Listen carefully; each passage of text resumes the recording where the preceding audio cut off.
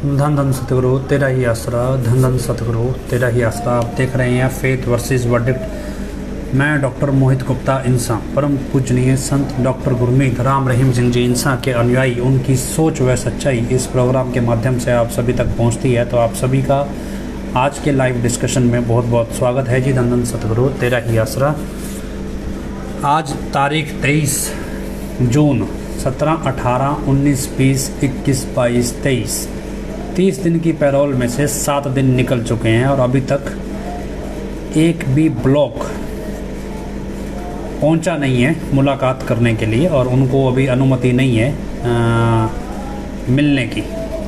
लेकिन अब हम इस कशमकश में हैं कि उत्तर प्रदेश बरनावा आश्रम में क्या हजूर पिताजी जैसे दिखने वाला शख्स क्या वाकई में हजूर पिताजी हैं या नहीं, और इसके ऊपर चीज़ें गर्म होती चली जा रही हैं। और हाल फिलहाल कल एक जिक्र हमने किया था, तो बाद में एक वीडियो कई लोगों ने शेयर किया है और वीडियो मेरे पास भी आया है कि कुछ लोग हैं मोटे ताजे पहलवान जैसे भी कह सकते हैं, तो वो कुछ और ही भाषा बोल रहे हैं। तो बड़ा लिख लिख के ओपन चैलेंज, ये चैलेंज वो चैलेंज। हालांकि पूरा वीडियो नहीं देखा है, लेकिन 15 मिनट का वीडियो देखा है जिसमें 3-4 लोग लगे हुए हैं, तो हम उस पर भी आज चर्चा करेंगे। लेकिन उससे पहले चर्चा और चीज़ों पे भी करेंगे। हाँ, एक वीडियो कल सामने आया है उस पर यूट्यूब पे, एक नहीं 2 वीडियो सामने आए हैं। क्या कि उस समय हमारा लाइव चल रहा था, तो वो वीडियो उसी समय सामने आया जब लाइव चल रहा था, तो इसलिए पता नहीं चल पाया। लेकिन टाइटल है heart to heart with MSG part 3, और ये 2 हिस्सों में वीडियो है। लगभग 9-10 मिनट का वीडियो टोटल है, ये चल रहा है। और अब देखते हैं क्या क्या होता है। इंसान के नियम पढ़े आपने? इंसान के नियम में एक बड़ी इम्पोर्टेंट चीज़ लिखी है। आप 28वां नियम पढ़िए। कुसंगत को त्याग कर भले कर्म करने वालों का संग करना, ऐसा ही कुछ है। तो इंसान के नियम अगर आप पढ़िएगा तो उसमें लिखा गया है कि कुसंगत त्याग के भले कर्म करने वालों का संग करना 28वां नियम है इंसान का नियम। कल एक वीडियो पब्लिश हुआ जो यूट्यूब पे, उसमें एक जिक्र किया गया कि नशा जो है वो बिना इलाज के छूट नहीं सकता है। नशा करने वाले लोग बहुत दुखी होते हैं, बहुत परेशान होते हैं घरों से, जैसे भी कोई वजह से।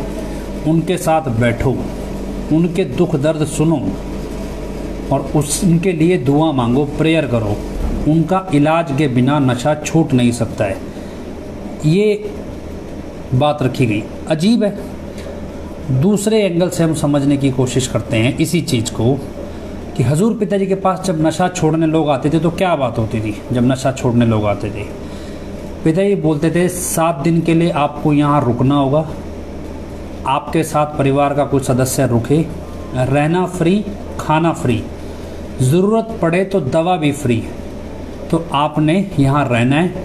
7 दिन के अंदर राम नाम की सेवा सुमरन से गंदे से गंदा नशा छूट जाता है। 70 नॉर्फिन फोर्टविन के इंजेक्शन लेने वालों का नशा छूट गया है, तो मालिक ने चाहा तो आपका भी नशा छूट जाएगा। और ऐसे करीब डेली दर्जनों सैकड़ों बहुत लोग डेरा में आके नशा छोड़ते थे, और उसके बाद नशा छोड़ने वालों को प्रसाद दिया जाता था, और नशा छोड़ने वाले जो लोग आए हैं उनके साथ रहने वालों को भी प्रसाद दिया जाता था। उसके बाद स्ट्रिक्ट इंस्ट्रक्शंस ये दी जाती थी नशा छोड़ जाने के बाद कि नशा करने वालों का संग नहीं करना। अब हम साथ संगत में सत्संगी लोग ऐसे बहुत हैं जो नशा करते होंगे, पहले नाम लेने के बाद नशा छोड़ दिया, या डेरा में आके नशा छोड़ के चले गए। अब हमें ये एडवाइस दी जा रही है, एक तरफ इंसान का 28वां नियम है कि कुसंगत को त्याग के भले पुरुषों भले कर्म करने वालों का संग करना, कुसंगत से बचना। नशा छोड़ चुके लोग नशेड़ियों के पास ना जाएं, नशा करने वालों का संग ना करें, ये पिताजी नशा छोड़ने वालों को बोलते थे। मेडिकल इलाज की बजाय 7 दिन राम नाम के सेवा सुमरण करने से गंदा नशा छूट जाता है। लेकिन आज हमारे पास बिल्कुल इसके उलट है कि नशा करने वालों का संग करो, उनके साथ बैठो, उनकी सुनो, वो परेशान है उनके लिए प्रार्थना करो, उसके बाद बिना इलाज उनका नशा नहीं छूट सकता। मतलब ये बिल्कुल पैराडॉक्स है, उल्ट है। जो पिताजी शिक्षा दे रहे हैं उसके बिल्कुल उल्ट जानकारी आ रही है निकल के। तो ये एक ऐसी मानसिकता है क्या, इस वीडियोस के जरिए क्या इन तौर तरीक़ों से हजूर पिताजी की सोच को मतलब उल्टा पुल्टा के पेश किया जा रहा है। इसमें एक वीडियो और था जिसमें अफ़गानिस्तान में शायद अभी हादसा हुआ, भूकंप आया है, प्राकृतिक आपदा है, और दूसरी तरफ आसाम में भी बाढ़ आ रही है काफ़ी, तो उसको लेकर भी जिक्र किया गया है। कहीं भी जिक्र ये नहीं है अभी सेवादारों की कहीं ज़रूरत है तो आप अपनी सेवादार तैयार करें, ग्रीनेस वेलफेयर फोर्स विंग इस काम के लिए तैयार किया गया है। इसके अलावा कहीं भी ये नहीं है अभी आप उनके लिए सुमन करें। और सबसे इम्पोर्टेंट बात, जब कोई भी चीज़ पिताजी करवाते हैं, कुछ भी हो, तो उसके बाद नारा धन धन सतगुरु तेरा ही आसरा का जो नारा है बहुत इम्पोर्टेंट है, और ये हर जगह पिताजी लगवाते हैं। और जब नारा लगाने को बोलते हैं तो ये भी बोलते हैं नारा गज बज के ज़ोर से लगाओ। अब अजीब बात ये है कि जो यूपी दरबार में लोगों को मिलवाया जा रहा है, यूपी डेरा आश्रम में, वहाँ पे ये भी इंस्ट्रक्शंस हैं कि आपने ज़ोर से नारा नहीं लगाना। ये अजीब है भी, आपने ज़ोर से नारा नहीं लगाना। पिताजी जब बोलते थे भी नारा आपने गज बज के लगाना है, और दूसरा बोलते हैं भी आपने ज़ोर से नारा नहीं लगाना। ये दो ऐसी चीज़ है जो समझ में ही नहीं आ रही भी क्यों हो रही है और कैसे, पर हो रही हैं, इससे इनकार नहीं किया जा सकता। ऐसे में बहुत सारी चीज़ें निकल के सामने आ रही हैं कि क्या जिस शख्स को हजूर पिताजी बना के पेश किया जा रहा है वो हजूर पिताजी हैं भी या नहीं, और नहीं क्यों ये शक है। ये शक इसलिए भी क्या हजूर पिताजी अपने वचन बदलने लगे हैं? क्या वो स्पेशल जेल से इसीलिए बाहर लाए गए हैं कि वो अपने वचन बदलने लग जाएं? एक सीधी सी बात भी, नशे करने वालों का संग करो, इलाज के बिना नशा नहीं छूटेगा। इससे पहले भी एक वीडियो आया तो उसमें मतलब पिताजी बोलते थे जब पल कोले होवे सचता कोठे चढ़ के नच, ऐसा ही था ना, पल्ले होवे सचता कोठे चढ़ के नच। तो अब ऐसे में हिंदी में भी बोलते थे भी पास में हो साज तो सरे बाजार नाच। एक तरफ ये, एक तरफ क्या है कि स्पष्टीकरण है हर चीज़ का भी, ये ओरिजिनलिटी साबित करनी पड़ रही है भी हम ही हैं भी। आपको हाथ की लकीरें दिखाई जा रही हैं, आपको बोल के दिखाया जा रहा है, मतलब वो दाढ़ी हिला के पकड़ के सब कुछ भी ये नकली नहीं है, असली है। ये हर चीज़ क्लोज़अप वीडियोज़ इंस्टाग्राम पे, बिल्कुल मेकअप वाला वीडियो, विदाउट मेकअप वीडियो, हर चीज़ एक तरह से आपको स्पष्टीकरण के तौर पे दिखाई जा रही। अब क्या है कि मेरे भी बहुत से करीबी दोस्त हैं, कुछ लोग हैं जो वहाँ मिलकर भी आए हैं, वो हालांकि वो भी मुझे मैसेज कर रहे हैं भी नहीं, उनका कहना है कि शायद मैं गलत सोच रहा हूँ। कुछ लोग ऐसे हैं जो सत्संगी है ही नहीं, उनका भी मैसेज आ रहा है, कहीं नहीं जी आपके गुरु ऐसे ही हैं, आपको आज समझ में आ रहा है, पहले आपने गौर से देखा नहीं लेकिन ऐसे ही थे। तो वो लोग भी मैसेज कर रहे हैं। इस बीच एक मैसेज आया, किसी सत्संगी ने फेसबुक पे पोस्ट डाला, कहते जी हमारा गुरु वो था जिसने 25 अगस्त में पंचकुला जाने से मना किया था, जो साथ संगत की इतनी फिक्र कर रहा था भी सबको छोड़ के अकेला जाना चाहता था ताकि किसी का कोई नुकसान ना हो। वो हमेशा कहता था भी एडम ब्लॉक की किसी की बात नहीं माननी है। आज ये वही गुरु है जो कह रहा है भी एडम ब्लॉक ने बिल्कुल अच्छा किया, बहुत बढ़िया काम किया, हनीप्रीत ने बहुत बढ़िया काम किया। वो सब कुछ इस तरह से बोल, तो अगर ये हमारा गुरु है भी, उनको एक सीधा सा स्टेटमेंट था, अगर ये हमारा गुरु है भी तो भी ऐसे गुरु को हमारी राम राम। मसला क्या है कि आप धर्म संकट में खड़े हैं। देखो शक सबको है, ऐसा नहीं कि नहीं है, खुसर फुसर सब जगह है। शहर में निकलिए, बाजार में, सत्संगियों के बीच में निकलिए, सबकी जगह खुसर फुसर है। गुरुसर मोडिया के लोग मिलकर आए, सबकी जगह सब खुसर फुसर कर रहे हैं। लेकिन क्या है कि ओरिजिनल पिताजी हैं या नहीं है, और हैं तो कहाँ पे है, ये चीज़ जब तक नहीं पता तब तक सब ये ज़बरदस्ती मान बैठे हैं भी नहीं, ये जो है वो सही में यही गुरुजी हैं, ओरिजिनल हैं और कुछ नहीं है। शक सबको है, अगर नहीं होता तो शौक़ से वो एंजॉय करते, सब कुछ करते, उस तरह का सेलिब्रेशन होता जो होना चाहिए था। लेकिन क्या है कि सब चीज़ खाना पूर्ति है। आप यकीन मानिए, बरनावा डेरे जाइए, बरनावा डेरे को भी सजाया नहीं गया है। आपको यहाँ बोला गया होगा देसी घी के दिए जगाइए, डेकोरेशन कीजिए, लेकिन बरनावा डेरे पे जहाँ गुरुजी खुद मौजूद है वहीं कोई डेकोरेशन नहीं की गई है। अजीब नहीं लगता आपको भी? एक तरफ आप पिताजी की एब्सेंस में ढोल नगाड़े सब कुछ चल रहा है और एक तरफ पिताजी सामने हैं तो आप कोई डेकोरेशन नहीं कर रहे हैं, कोई रंगोली नहीं है, कुछ नहीं है। चलो ये सब भी चल रहा है। इसके बाद अभी कल एक वीडियो किसी ने भेजा और वो वीडियो भेजा, अभी 3-4 लोग बैठ के मिल के चिल्ला रहे हैं और चिल्ला के बोल रहे हैं और उसके बाद बड़े बड़े लोगों ने टैग लाइन लगाई कि भाई इनका जवाब दो। मेरे पास कुछ मैसेज भी आए भी, इन लड़कों का जवाब दो, ये दो वो दो। तो क्या आपको एक सिंपल सा सिस्टम बताते हैं। एक चाय वाला था, हालांकि ये ओपन कहानी है, एक चाय वाला था, ना तो वो गैंगस्टर था, ना ही कोई फिलोसफर था, ना ही उसके पीछे दुनिया चलती थी, ना ही उसके पीछे कोई मंडीर दौड़ती थी। एक मैं फ़ैन ऑन कर लूँ थोड़ा सा, तो 1 सेकंड के लिए। लाइट चली गई है, ऐसे ही बंद हो गया।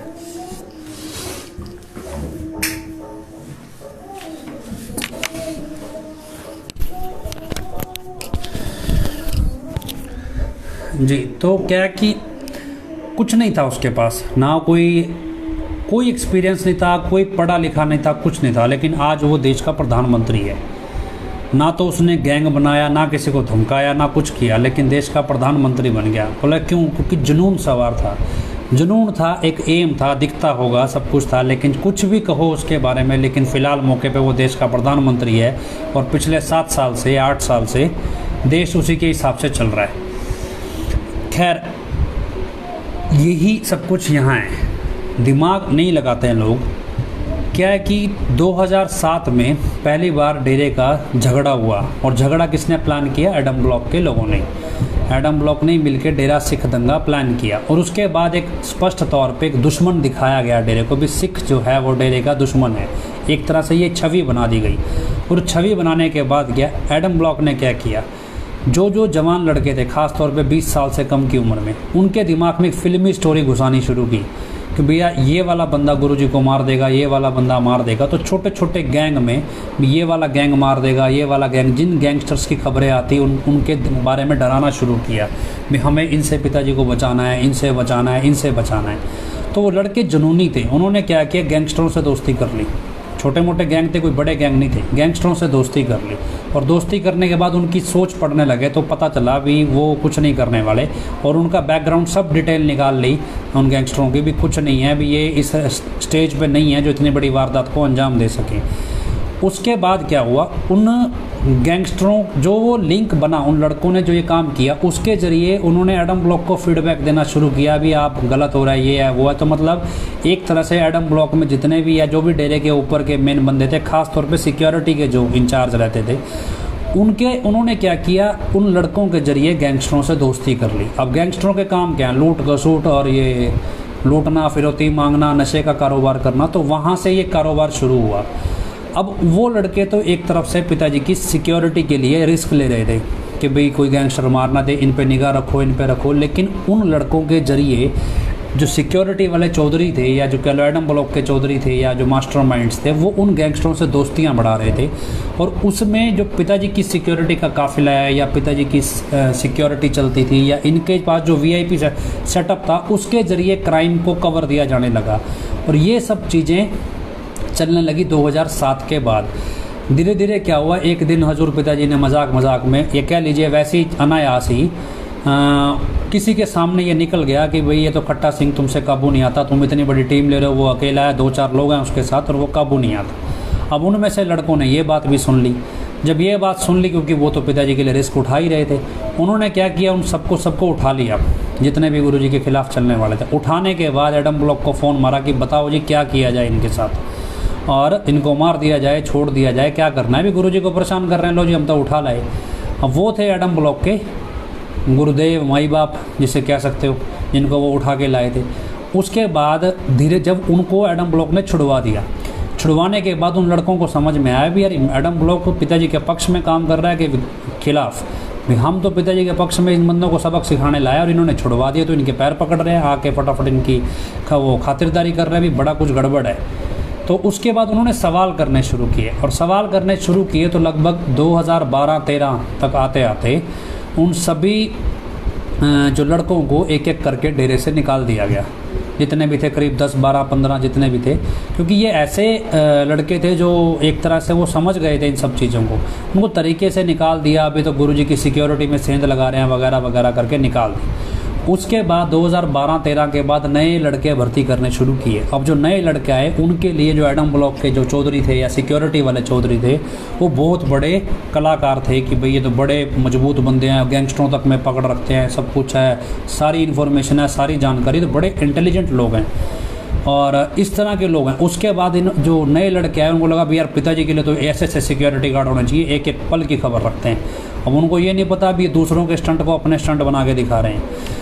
और 2012-13 के बाद जब मैं 13 के एंड में जब मैंने जॉब ज्वाइन किया, डेरा में सेवा ज्वाइन की, तो तब मेरे सामने भी ये सब कुछ आया। लेकिन क्योंकि मैं पहले से जानता था तब मैंने इतना गौर नहीं किया था कि ऐसा भी कुछ होता होगा। लेकिन जब पहले से मैं सब कुछ जानता था, उसके बाद हमने इस चीज़ को कुरेदना शुरू किया भी आखिर ये है क्या।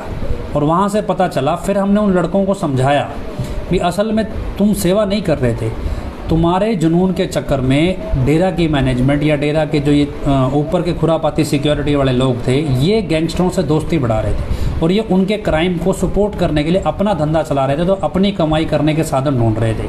फिर धीरे धीरे क्या हुआ, लड़कों ने पिताजी को शिकायत भी लिखी, बहुत सारे लड़कों ने चिट्ठियाँ लिखी कि पिताजी ऐसे ऐसे करके ये काम सिक्योरिटी वाले हमारे को कहते रहे और जो जिम्मेवार है सिक्योरिटी के, और ये काम उन्होंने हमसे कराए और इस तरह से, और हमें अब समझ में आ रहा है कि हमारे जरिए इन्होंने गलत काम किया। लेकिन वो चिट्ठियाँ कभी पहुँचती तो थी नहीं और उन्होंने उनके साथ, उनके पास और कोई चारा भी नहीं था। अब जो ये नए लड़के आए, इनको लगा भी ये सिक्योरिटी वाले बड़े महान लोग हैं और पिताजी की सिक्योरिटी इनसे बेहतर कोई कर नहीं सकता।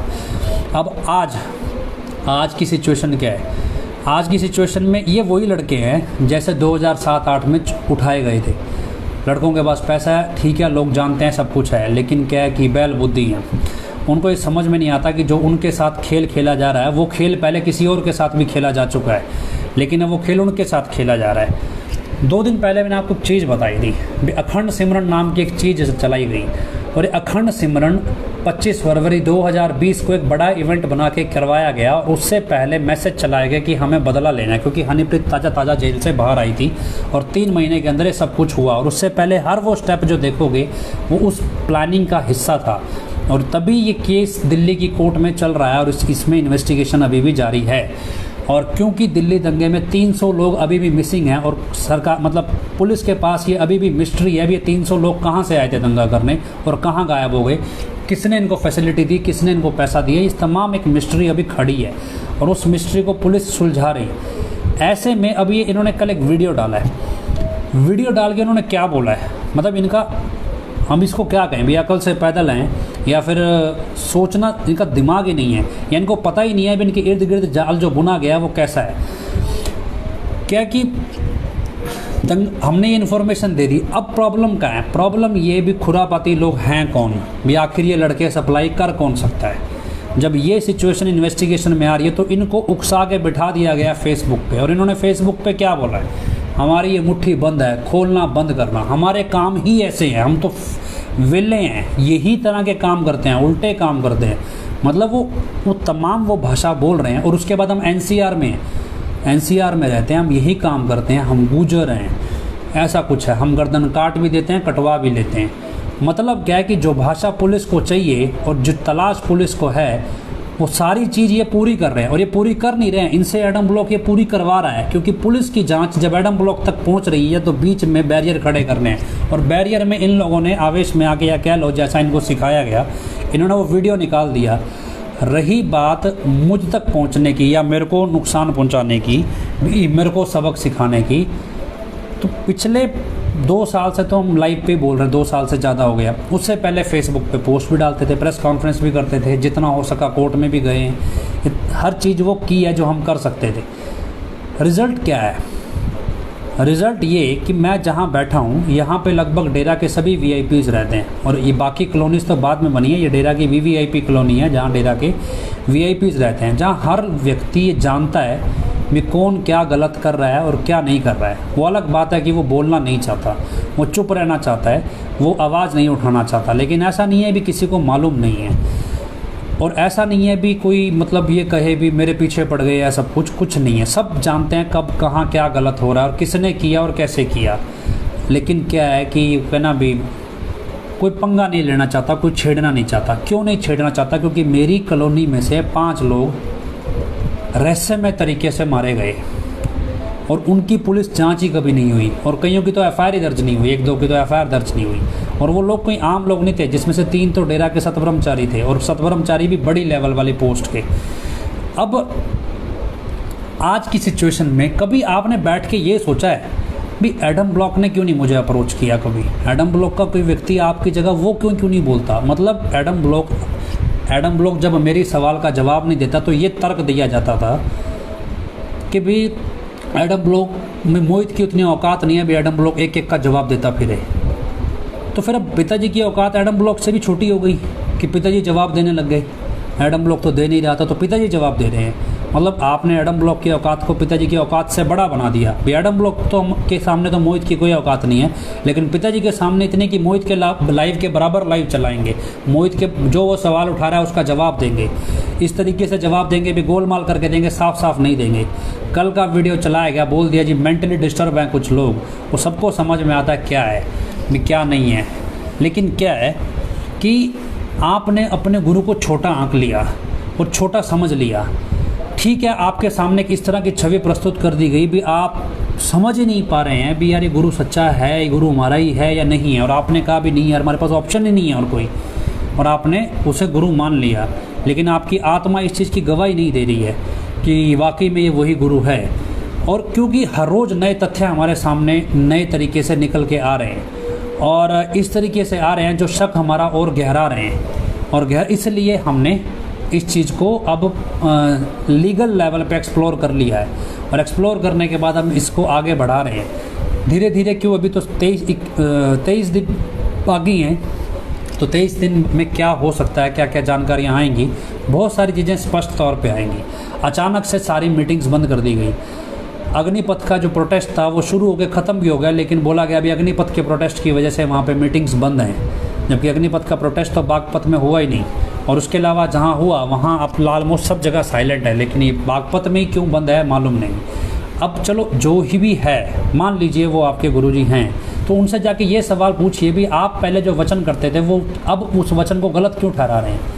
एक वीडियो वहाँ के एक ऑडियो है, वहाँ कोई सेवादार सेवा कर रहा है, उसने वो ऑडियो जारी की है और उसमें बताया कि गुरुजी जो उनको गुरुजी मान रहे हैं यूपी वाले बाबा जी, उन्होंने क्या क्या वचन किए हैं और वो उस वचनों को ऑडियो के जरिए भेज रहा है और वो वहाँ सेवा में लगा हुआ है। उसमें क्या बताया जा रहा है, अभी एडम ब्लॉक ने हमारे साथ विश्वासघात नहीं किया। अजीब बात है कि पिताजी जेल जाने से पहले स्टेज से भरी सभा में बोलते थे भी धुर की वाणी है, अभी ऊपर से भगवान बोल रहा है और हम तो माइक की तरह आगे बोल रहे हैं। और उसमें पिताजी बोल रहे थे कि भाई एडम ब्लॉक हद पार कर चुका है, हमें इसे बदलना पड़ेगा। कि कोई सेवादार जब हद टच कर जाए तो उसे बदलना पड़ता है, तो वो हद पार कर गए हैं और उसे बदलना ज़रूरी है। एडम ब्लॉक के किसी भी शख्स पे भरोसा ना करो, इवन हमारे परिवार के सदस्य पे भरोसा ना करो। लेकिन अब क्या बोला जा रहा है भी एडम ब्लॉक ने हमारे साथ कोई धोखा नहीं किया, कोई विश्वासघात नहीं किया। तो क्या ये मान ले भी पिताजी के ऊपर लगाए गए आरोप फिर सच्चे हैं? तो क्या इनडायरेक्टली ये चीज़ आपके दिमाग में बिठाई जा रही है? मतलब एक ऐसा व्यक्ति आपके सामने प्रस्तुत किया गया जो डबल स्टैंडर्ड्स का दोगला है सीधी भाषा में कहीं, और आपके सामने गुरुजी की छवि ऐसी बनाई जा रही है भी वो दोगले किस्म के हैं और जो वो बोल रहे हैं वो उनका करनी और कथनी अलग अलग है, और आप फिर भी ये मान रहे हैं भी नहीं हमारे गुरुजी हैं। अब जो गैर सत्संगी लोग हैं जो हमें सुनते हैं, जो हमारे साथ कांटेक्ट बनाए हैं, जो अच्छे ऑफिसर्स हैं, जैसे भी कह लो बुद्धिजीवी समाज के मीडिया कर्मी भी हैं, उनसे भी हमारी बातचीत होती है। उन्होंने मेरे सामने एक सवाल रख दिया कि भी अगर ये आपके गुरुजी सच्चे यही गुरुजी हुए तो क्या करोगे भी? तो क्या आप भी अब बातों को गोलमाल करना शुरू कर दोगे? आप ही बातों को घुमाना शुरू कर दोगे और अपने गुरुजी के साथ खड़ोगे? तो हमने एक ही बात रखी भी, रूहानियत में पता नहीं क्या होता है, लेकिन इतिहास में ऐसे किस्से हैं जब एक स्टेज ऐसी आती है जहाँ पे शिष्य और गुरु के बीच में असूल खड़े होते हैं। भी वो शिष्य की परीक्षा का दौर है, भी शिष्य उन असूलों पे कायम है या नहीं है जो गुरु ने उसे सिखाए हैं। तो पिताजी बोलते हैं भी सच के सास्ते पे खड़ो, भी सच बोलिया जे आवे हान कदे ना छड़िए धर्म दीवान। हमारा गुरु ऐसा नहीं है जो दोगला है, जो डबल स्टैंडर्ड्स हैं। उसके वचन तीनों काल में सच हैं, हजारों साल तक वो सच रहेंगे और वो सच बदल नहीं सकता, लेकिन जो पल पल पे बदल रहा शख्स है वो हमारा गुरु है भी या नहीं, हम शक ना करें तो क्यों ना करें। और उसके बाद ये शक मिल के दूर क्यों करें, ये शक तो उनके व्यक्तित्व से झलकना चाहिए ना। ये मिल के दूर करने वाला शख्स नहीं है अभी हम मिलेंगे हमारी बात होगी, तो ये स्पष्टीकरण नहीं चाहिए। एक व्यक्ति जो हमारे गुरु जी की तरह दिख रहा है और वो उन्हीं के वचनों को गलत बता रहा है। उस ऑडियो को ज़रा गौर से सुनिएगा, जो वो ऑडियो आया, अगर आपके पास नहीं आया तो मैं ग्रुप्स में भेजूँगा। वो ऑडियो में लड़का बोल रहा है कि परम पिता जी ने हमारे अंदर बहुत ज़्यादा ताकत भर दी है। सच्चे सौदे की रूहानियत के इतिहास में पता क्या है, शाह सतनाम जी महाराज ने वचन किए, हम थे, हम हैं, हम ही रहेंगे।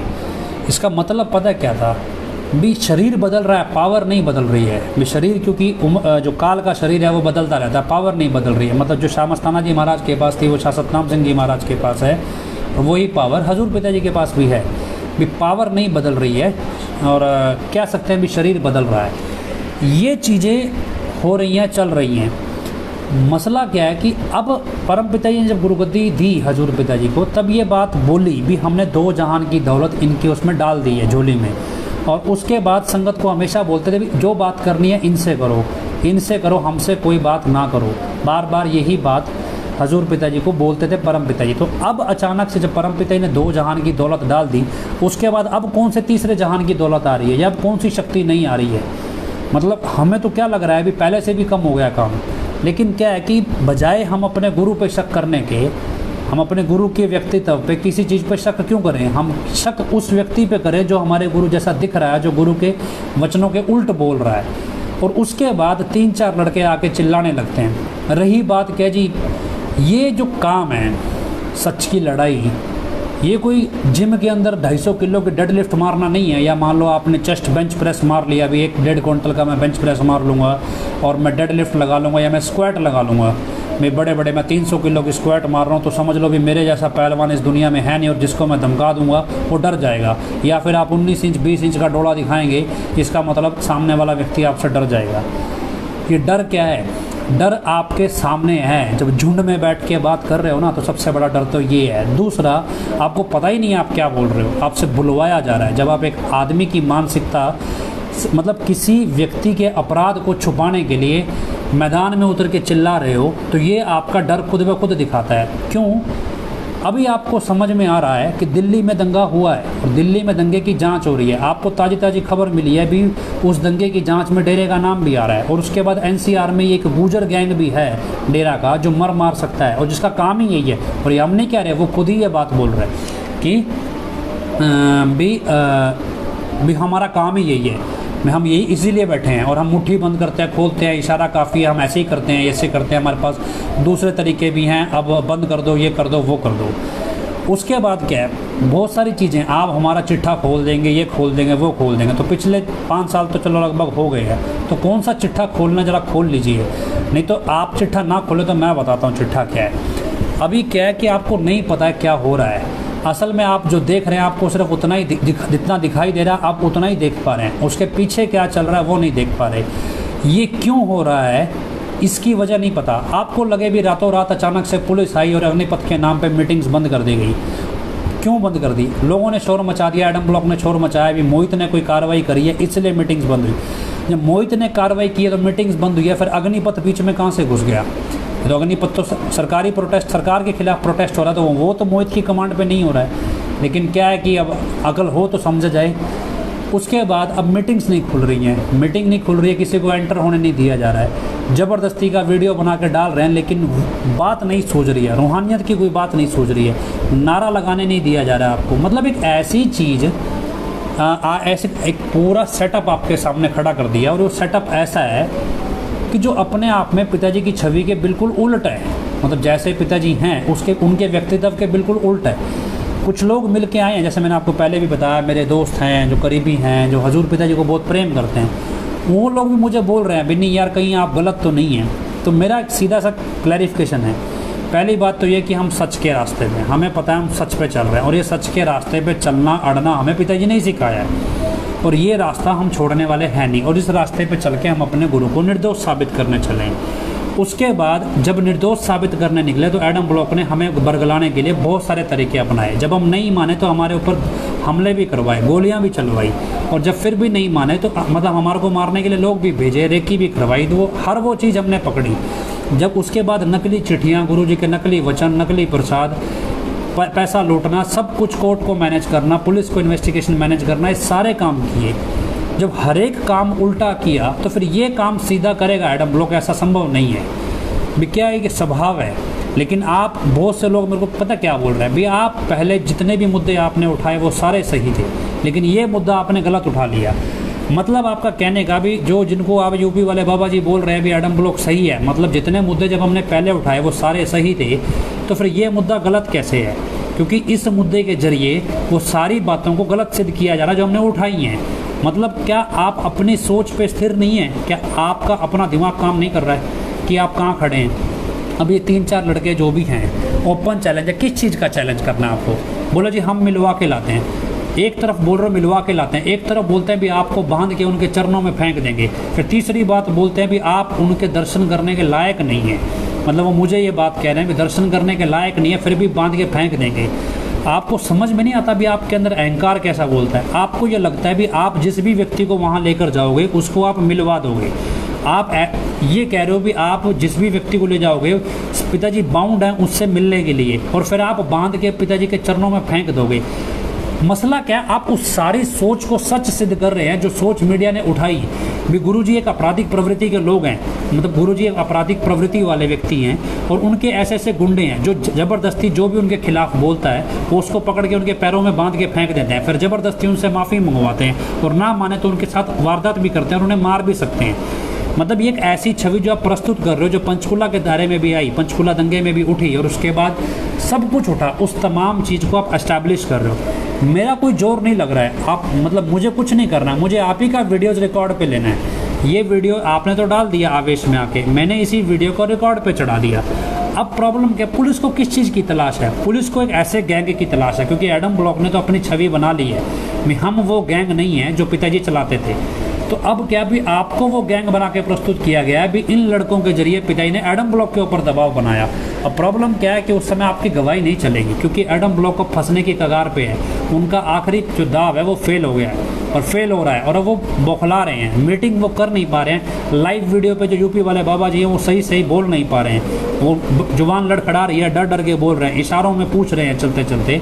ये सारी चीज़ उलझती जा रही है, और कैसे संवरेगी उनको खुद को समझ नहीं आ रहा। होच पोच हो गया अचानक से। ये दिल्ली दंगे की कहानी जब उनको पता लगी तो और बौखला गई। अब क्या सारा मसला सेंसिटिव हो गया, इतना सेंसिटिव हो गया भी किस दिशा में जाएं समझ नहीं आ रहा है। लेकिन क्या है, क्योंकि जब आपने दिशाएं इतनी बिगाड़ ली तो समझ आएगा कैसे। इतने सारे झूठ बोले हैं तो किस किस झूठ को छुपाने के लिए कितने कितने झूठ बोलोगे, या आपको तो कहाँ तक प्लानिंग करोगे, आप कर नहीं पा रहे हो। और उसके बाद अब दोष किसको दे रहे हो? भाई आपको लगा भी यार ये उतार देते। अब बहुत से लोगों को ये नहीं पता होगा ये 3-4 लड़के हैं कौन, वे अचानक से ये लड़के सामने कहाँ से आए, कौन है। एक व्यक्ति को हम सब लोग जानते हैं जो वो बॉडी बिल्डिंग चैम्पियनशिप जीत कर आया है। एक लड़का था, थोड़ा टाइम पहले एक वीडियो आया उसका, वो यूट्यूबर भी है फ़िलहाल। तो वो बॉडी बिल्डिंग जो शरीर बनाते हैं जिम में, तो उसके बाद एक चैम्पियनशिप होती है जिसमें शरीर जांचा जाता है, उसके बाद वो एशिया के लेवल पे कोई चैम्पियनशिप जीत के आया। वो बड़ा चर्चे में आया क्योंकि उसका एक स्टेटमेंट आया था। वो स्टेटमेंट ये था कि मुझे मेडल नहीं चाहिए, भी सरकार मुझे गुरुजी से मिलवा दे, मुझे और कुछ नहीं चाहिए। तो उसका गुरुजी के प्रति प्रेम था, जो भी था, ये सब कुछ हुआ। लेकिन क्योंकि वो गुरुजी को करीब से नहीं जानता है कोई। उसके बाद एक दूसरे 2-4 लड़के बैठे हैं। वो कौन है? वो एक्चुअली हनीप्रीत के सिक्योरिटी गार्ड्स हैं। हनीप्रीत कह लीजिए, या शाही परिवार के साथ आपको जो सिक्योरिटी गार्ड्स दिखते हैं, या चलो आपको सरल भाषा में गए कि जब छोटी बहन जी अमरप्रीत बहन जब डेरा से छोड़ के जा रही थी तो एक वीडियो वायरल हुआ था। उस वीडियो में गाड़ी दिखाई गई, और वो गाड़ी फॉर्चुनर गाड़ी है। वो गाड़ी जिस व्यक्ति की है वो उस लाइव में बैठा है, और उस व्यक्ति का नाम धर्मेंद्र है। ये सब शाही परिवार को गाड़ियाँ देते हैं अपनी, उनकी सिक्योरिटी में गाड़ियाँ लगाते हैं, और हनीप्रीत की सिक्योरिटी में भी गाड़ियाँ लगाते हैं। साइड बाय साइड जब पिताजी होते थे तो एक second layer security, first layer security डांगरी वाले लड़कों की होती थी, सेकंड लेयर सिक्योरिटी में धर्मेंद्र नागर की टीम काम करती रही है। तो ये वो लोग हैं, आपको लगे भी ये अनजान लोग हैं, मेरे लिए नहीं, अनजान नहीं है, मैंने अच्छी तरह जानता हूँ। हाँ, व्यक्तिगत तौर पे मैं कभी नहीं मिला हूँ, लेकिन इन्होंने कोई गलत काम किया ये जानकारी भी मेरे पास नहीं है। पर जो चीज़ मैं अब कर रहे हैं हम, उस चीज़ को एस्टैब्लिश करने के लिए हमें सबूत चाहिए, और वो सबूत हम एडम ब्लॉक के खिलाफ जुटा रहे हैं। लेकिन एडम ब्लॉक ने वो सबूत मोड़ दिए हैं इनकी तरफ। इनको ये समझ में नहीं आ रहा है कि पंचकुला दंगे के समय पे कुर्बानी गैंग नाम की एक चीज़ है जो कोर्ट के रिकॉर्ड पे है, और उस कुर्बानी गैंग के सरगना की तलाश अभी भी जारी है, और ये एक अंडरकवर ऑपरेशन चलेगा क्योंकि उस टाइम पे ये इंटेलिजेंस इनपुट्स था कि डेरे के पास बहुत सारे हथियार थे, डेरे के पास बहुत सारा पैसा था, लेकिन कोई टीम ऐसी है जिसने सारा कुछ चेकिंग से पहले गायब कर दिया, वो टीम ट्रेस नहीं हुई। इसलिए कोई भी इंटेलिजेंस एजेंसी होगी इंडिया की या किसी भी देश में ऐसी घटना होगी, वो अंडरकवर एक ऑपरेशन जरूर चलाएगी भी आखिर वो हथियार और पैसा गया कहाँ, और ऐसी कौन सी टीम है जो ये काम कर सकती है। आपने वो टीम बना ली है खुद की, क्योंकि आपको नहीं पता है, ये आपको पता है, हम आपको बताते हैं। अभी पंचकुला दंगे के टाइम पे भोपाल, मुंबई, अहमदाबाद के अंदर फ्लाइट के रास्ते भी दंगाई भेजे गए, उनको दंगा करने के लिए बोला गया भी इन शहरों में जाके भी आपको आगजनी दंगा करना है। वो अलग बात है कि वो ट्रेंड नहीं थे, लेकिन उनकी फ़्लाइट की टिकट्स किसने बुक कराई, वो कौन से ग्रुप के लड़के थे जो भोपाल, मुंबई और अहमदाबाद या अलग अलग शहरों में इंडिया में भेजे गए थे, क्यों भेजे गए थे, क्या वजह थी, क्या आपकी फ़्लाइट की टिकट्स का रिकॉर्ड नहीं है, क्या आपके आने जाने का वहाँ रिकॉर्ड नहीं है, क्या आपके होटलों में रुकने का रिकॉर्ड नहीं है। आपको लगता है इस देश की एजेंसीज बेवकूफ़ हैं, इतना बड़ा हथियार डेरे से गायब हो गया चेकिंग से पहले, तो कौन था वो गायब करने वाला। आपने क्या किया, आपने एक ऐसी टीम अपने आप को बना के दिखा दिया जो सारे काम करने में सक्षम है, और आपने उस तरह से आपको प्रस्तुत करवाया गया। क्यों? क्योंकि पंचकुला कोर्ट अब उस दिशा में भी बढ़ रही है पैरवी के दौरान। आपको नहीं पता ना कोर्ट में प्रोसीडिंग्स क्या हो रही है, आपको नहीं पता है भी पैरवी कहाँ से कहाँ घूम रही है, किस टाइम पे एडम ब्लॉक को किस तरह का व्यक्ति चाहिए। ऐसा नहीं है भी ये जो ये व्यक्ति हैं, हालांकि ये जो बॉडी बिल्डर है इसको तो मैं नहीं पर्सनली जानता हूँ, मैं पर्सनली मतलब किसी से मिला नहीं हूँ, लेकिन क्योंकि ये सिक्योरिटी वाले लड़कों को मैं जानता हूँ, यहाँ लगातार देखता रहा हूँ, इनको भी मैंने कई लड़कों की तरफ से अप्रोच किया, किसी के जरिए अप्रोच किया भी चलो, मुझे किसी ने कहा भी ये लड़के अच्छे हैं लेकिन ये जुनूनी है। जब मैंने 2007 से 12 तक जो लड़के पागलों की तरह इस तरह से लगे रहे इनके कहने पे, उल्टे सीधे हर जगह इनके लिंक्स बनाते थे, जब उनको समझाया तो उनको समझ में आया कि हाँ, लेकिन उनका प्रॉब्लम क्या हुई कि वो धीरे धीरे डेरा से टूट गए, पर उनको ये समझ आ गई भी मेरे साथ गलत हुआ है। अब ये नए जो लड़के आए इनका पुराने लड़कों से कभी मिलना ही नहीं हुआ, इनको पता ही नहीं है कि पुराने लड़के भी कैसे डेरे की जो मैनेजमेंट है या डेरा के जो सिक्योरिटी वाले लोग हैं ये कैसे इस्तेमाल करते हैं आम लड़कों का गलत कामों में, और कैसे उन लड़कों की आड़ में या पिताजी के हाई प्रोफाइल सिक्योरिटी काफिले की आड़ में स्मगलिंग जैसे, तस्करी जैसे काम, नशा तस्कर जैसे काम भी करते हैं। ये सारी चीज़ें रेगुलर चल रही हैं, ऐसा नहीं है आज नहीं चल रही हैं, ये आज भी चल रही हैं। अब अखंड सिमरन आया, अखंड सिमरन से दिल्ली दंगा जुड़ गया, उसके बाद कई घटनाएं हुई। अब ये पैरोल के नाम पे गुरुजी बाहर है, सिक्योरिटी के नाम पे कोई पुलिस वाला वहाँ पे नहीं है, कोई Z+ प्रोटोकॉल नहीं है, कुछ नहीं है। आपको क्या लगता है कि क्या एडम ब्लॉक कोई नया प्लान नहीं बना रहा होगा? जब सरकार की तरफ से कोई रिस्ट्रिक्शन ही नहीं है तो फिर ये सारी लिमिटेशंस यूपी में ही क्यों? आपको नहीं मालूम है तो अप्रैल 2022 में हरियाणा सरकार का एक कानून पास हुआ है, और उस कानून के मुताबिक पिताजी कहीं भी आ जा सकते हैं, उनको किसी एक शहर में बॉन्ड भर के नहीं रखा जा सकता।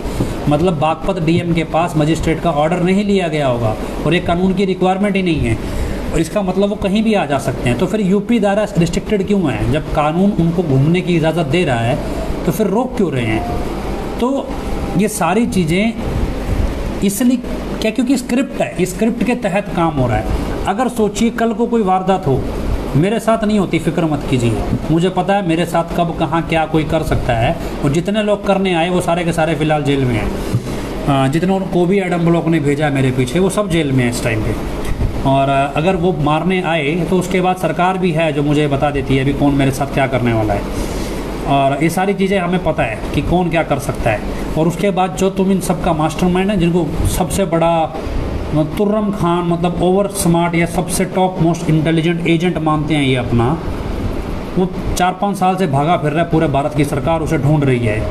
तो हमारे पास हमारे को भी किसी ने कहा यार ढूंढ के दे दो तो आपकी बड़ी मेहरबानी होगी। हमने तो ढूंढ दिया, ढूंढ के पकड़ भी लिया, और वो ऐसा छोटा मोटा आदमी नहीं है, कम से कम 50-60-100 मर्डर कत्ल कर चुका है, बहुत सारे, और बहुत सारे क्राइम कर चुका है वो, और 10 दिन में हमने उसे पकड़ भी लिया, लेकिन सरकार पकड़ने में इंटरेस्टेड दिखाई नहीं, हमने छोड़ भी दिया। हमने कहा जब सरकार ने नहीं पकड़ना है तो हम छोड़ देते हैं, हमने तो पकड़ लिया था। लेकिन क्या है, जिनको ये अपना सुपर इंटेलिजेंट एजेंट मानते हैं, प्रॉब्लम क्या है कि दुनिया बाहुबल से नहीं चलती है, मनोबल से चलती है। आपको आगे बढ़ना है तो आपका मनोबल, आपका हौसला स्ट्रॉन्ग होना चाहिए। 6 पैक्स एब्स बना लेने से या बॉडी बना लेने से जिगर पैदा नहीं होते, हौसले पैदा नहीं होते। हौसले पैदा सच्चाई के असूलों से होते हैं। अगर आपने, पिताजी अक्सर क्या बोलते हैं भी हमारा रास्ता प्रेम का है, हमें प्रेम से लोगों को जोड़ना है, चाहे कोई कितना भी हमारे खिलाफ बोले हमें लोगों से जोड़ना है। अब तुमने क्या सीखा है? तुम वहाँ मिल के आए और उसके बाद खुद ही बोल रहे हो भी हम मिल के आए। मिल के आने के बाद तुमने वीडियो जारी किया और उसके बाद मैं क्या करूँगा, मैं इस वीडियो को रिकॉर्ड पे चढ़ाऊँगा भी ये लोग हैं जी, ये वाले बाबा जी से मिल के आए और उसके बाद आके इन्होंने मुझे सरेआम ओपन धमकी दे दी और ये बोल रहे हैं इनका यही काम है। और इस तरह के केस ऑलरेडी दिल्ली और चंडीगढ़ पंचकुला कोर्ट्स में पेंडिंग है, जहाँ एक गैंग की तलाश पुलिस को है जो इस तरह के काम करता है डेरे के अंदर कुर्बानी गैंग के नाम पे। मैंने एक एप्लीकेशन लिखनी है और उसके बाद आपका नाम सरकारी रिकॉर्ड में चढ़ जाएगा। सुबह शाम उठते बैठते इंटेलिजेंस आप पे निगाह रखना शुरू करेगा। और यही एडम ब्लॉक चाहता है, अगर पैरोल ख़त्म होने तक या ख़त्म होने के बाद कोई भी ऐसी वारदात तो जिसमें एडम ब्लॉक शामिल और कल को मिल जाए तो आपका ये वीडियो बैठे बिठाए आपको जेल पहुंचा देगा। आपको अंदाज़ा है आपने क्या किया है। लेकिन क्या यही चीज़ें मैंने पहले लड़कों को समझाई थी कि जो वो लोग काम कर रहे हैं वो एक्चुअल में आपका इस्तेमाल है। मुझे जितने लोगों ने बताया, हालांकि धर्मेंद्र नागर के बारे में मुझे जितने भी लोगों ने बताया सबने अच्छी रिपोर्ट दी भी ये गुरुजी को प्रेम करने वाला शख्स है और ये ऐसा गलत काम कभी करेगा नहीं। तो फिर ये वीडियो बनाने का क्या औचित्य है? अगर वो गुरुजी से प्रेम करने वाला है, गुरुजी की शिक्षाओं पे चलने वाला है, तो ये कौन सी शिक्षा सीख के आया वो? और उसके साथ बैठा व्यक्ति बोल रहा है हम गुरुजी से मिलकर आए हैं। अगर मिलकर आने के बाद ये शिक्षा है, इट मीन्स क्या है कि आप जस्टिफाई कर रहे हो कि गुरुजी का स्वभाव ऐसा ही है और ये कोर्ट में प्रूव हो जाएगा। आपने प्रूव नहीं किया, सरकार को आपने अपना वीडियो बना के सबूत दे दिया है। मेरे जैसे व्यक्ति ने अप्रीहेंशन में एक एप्लीकेशन मूव कर दी है। आपका बैठे बिठाए एक पुलिस रिकॉर्ड जनरेट हो गया है और ज़रा सा भी कुछ चीज़ कनेक्ट करनी होगी तो एडम ब्लॉक पैसे देके जब उनके ऊपर बात आने लगेगी तो यही चीज़ें आपके खिलाफ कोर्ट में भी काम करेंगी। तब आप कहाँ जाएंगे? मैंने आपसे कल भी कहा कि 5 करोड़ लोग मिलकर एक डिस्ट्रिक्ट एंड सेशन जज को के ऑर्डर को रोक नहीं पाए। 5 करोड़ लोग मिल गए, तो आपको लगता है कि 5-7 लड़के मिल के आप रोक लोगे कोर्ट के ऑर्डर को? चीज़ें क्या हैं कि आपको समझ में नहीं आता भी एडम ब्लॉक आपके साथ क्या खेल खेल रहा है। आपको मिलना है ना मुझसे तो मिलिए, आइए जब मर्जी आइए। मैं तो यहाँ बैठा हूँ, छुप के नहीं वार किया हमने, छाती पे बैठ के मुँह दड़ी है, सामने से बोला है, कोई छुप के नहीं बोला, झुंड में नहीं बोला, अकेले बोला है। ये अभी भी अकेले बैठे हैं। ऐसा नहीं है कि मेरी बात को मजबूती देने के लिए 4 लोग पीछे से जयकारा छोड़ेंगे बिना जी मैं भी बोल रहा हूँ, मैं भी बोल रहा हूँ, मैं भी बोल रहा हूँ। आइए ना सामने, बात कीजिए। अगर बात ही करने का शौक़ है बात कीजिए। आप मुझे कहेंगे अभी बांध के हम गुरुजी के चरणों में फेंक देंगे जी, आपको माफ़ी मांगनी पड़ेगी, तो गुमनाम चिट्ठी में लिखी गई बातों को आप सच सिद्ध कर रहे हैं, उन लड़कियों के बयानों को आप सच सिद्ध कर रहे हैं। यही चीज़ एडम ब्लॉक चाहता है और यही आपसे करवाया जा रहा है। और अब आप करिए आपको क्या करना है। लेकिन क्या है कि अगर वास्तव में गुरुजी से प्रेम करते ना, थोड़ा दिमाग लगा लीजिए। क्या ना, शरीर मजबूत बना लेने से दिमाग मजबूत होता है, ऐसा किसी ने कहीं नहीं लिखा है। दिमाग मजबूत होने के लिए शरीर मजबूत होना सहायक है, लेकिन दिमाग को मजबूत बनाइए। आपका इस्तेमाल हो रहा है और ये इस्तेमाल आपसे पहले बहुत सारे लोगों का हुआ है। अगर आपको लगता है भी 4 लोग 10, 20, 50 लोग मिलकर आप गैंग वॉर करना चाहते हैं, तो मुझे लगता है कि इस परिस्थिति में भी मैं आपसे ज़्यादा मजबूत हूँ। आपको नहीं अंदाज़ा है कि जो लोग पिताजी के लिए इस लेवल पे भी काम कर सकते हैं, तो 2007 में हर गैंग की इन्फॉर्मेशन निकाल के रखते थे। हर गैंग की भी कौन सा गैंग क्या कर रहा है, वारदात होने से पहले रोक लेते थे। आपको नहीं ध्यान है तो 2008 के अंदर भूखियाँ वाले डेरे पे हमला हुआ था, आग लगा दी गई थी भूखियाँ वाले डेरे पे। और उसके बाद अगला डेरा जलाने की तैयारी थी। वहाँ पे डेरे से सेवादार भेजे गए पैरा लगाने के लिए, लेकिन फिर भी वो पहरेदार बहुत ज़्यादा डरे हुए थे। एक लड़का भेजा था सिर्फ गुरुजी ने, एक लड़का। उस एक लड़के ने जितने भी मास्टरमाइंड थे उनको घर में घुस के हड्डियाँ तोड़ तोड़ के आया था वो सबकी। और उसके बाद ये सारी चेन को अकेले लड़के ने बंद कर दिया था, एक लड़के ने। लेकिन क्या है, फिर उस लड़के को डेरे से निकाल दिया गया और वो डेरे का दुश्मन बन गया। वो सिर्फ ऐसा नहीं उसको निकाला, मतलब वो डेरे का दुश्मन बन गया, लेकिन वो गुरुजी का दुश्मन नहीं बना। आपको समझाया कि उसको समझ आ गया जब हमने उसको समझाया कि तेरा इस्तेमाल कैसे हुआ। आपको लगता है भी आप ही का गैंग है। भी गैंग क्या है? सच्चाई के लिए, अनक के लिए लड़ने वाले लोगों को गैंगस्टर नहीं कहते। या बदमाशी किसी को मत दिखाओ, ये बदमाशी तुम्हारे से ज़्यादा है। अगर नहीं होती तो अब तक तो एडम ब्लॉक हमारे को कच्चा चबा जाता। उन्होंने इतने लोग मारे हैं, गिनती नहीं है यहाँ पे। और मारने के तरीके पता कैसे हैं? आपको एक तरीका बताते हैं। ये क्या करते थे, ये बोरी में जिंदा आदमी को बांध लेते थे और उस बंद बोरी को उठा के ईंट के भट्ठे में फेंक आते थे जिंदा आदमी को। इतने जल्लाद की किस्म के लोग हैं ये। और ऐसा नहीं है भी ये चीज़ें पुलिस के रिकॉर्ड पे नहीं है, ये सब कुछ है रिकॉर्ड में। मैंने एक एक चीज़ चढ़ाई है। सब कुछ रिकॉर्ड पे। और आपको क्या लगता है कि आपके ऊपर किसी की निगाह नहीं है? बेवकूफ़ है जो इतने बड़े शख्स जिसको 15,000 पुलिसकर्मियों ने मिलकर गिरफ्तार किया और उसके बाद वो पैरोल पे बाहर हो बिना किसी सिक्योरिटी के, तो क्या इंटेलिजेंस काम नहीं कर रहा है? क्या उसे पता नहीं है भी वो क्या कर रहे हैं? कि हरियाणा सरकार की पुलिस बेवकूफ़ है कि वो इस तरह से छोड़ देंगे और खुली छूट देंगे मीटिंग करने की? मसलन क्या है कि एडम ब्लॉक किसी बड़ी वारदात की तैयारी में है और उस बड़ी वारदात में पिताजी का नाम का इस्तेमाल होना ज़रूरी है, और उसी इस्तेमाल में ये डमी जो है ये मारा जाएगा, ये डेफिनेटिव है, इसको मार दिया जाएगा। और उसके बाद क्या होगा? अभी ये सारी चीज़ें थोप किस पे जाएंगी? आप पे, क्योंकि वो ये बात बोल जाएगा सबके सामने भी एडम ब्लॉक साफ़ सुथरा है, ये तो हमारे लिए मेहनत कर रहा है। अल्टीमेटली एडम ब्लॉक उन्हीं लोगों को गवाह बना के कोर्ट में खड़ा कर देगा, या आपकी वीडियोज़ बना ली गई होंगी वहाँ पे इस तरह से, और उसके बाद ये डमी मार दिया जाए। जैसे भी इसके साथ कोई घटना घटे या कोई और देश में वारदात घटे, जिस तरह के हालात देश में हैं, बदले में आप कहाँ जाएंगे? आपको अंदाज़ा भी है एडम ब्लॉक क्या क्या कर रहा है? अगर नहीं अंदाज़ा है तो हमारे से आके पूछ लीजिए, हम आपको उन लड़कों से मिलवाएंगे जिन लड़कों ने एडम ब्लॉक के कहने पे उल्टे सीधे कामों में इनका साथ दिया।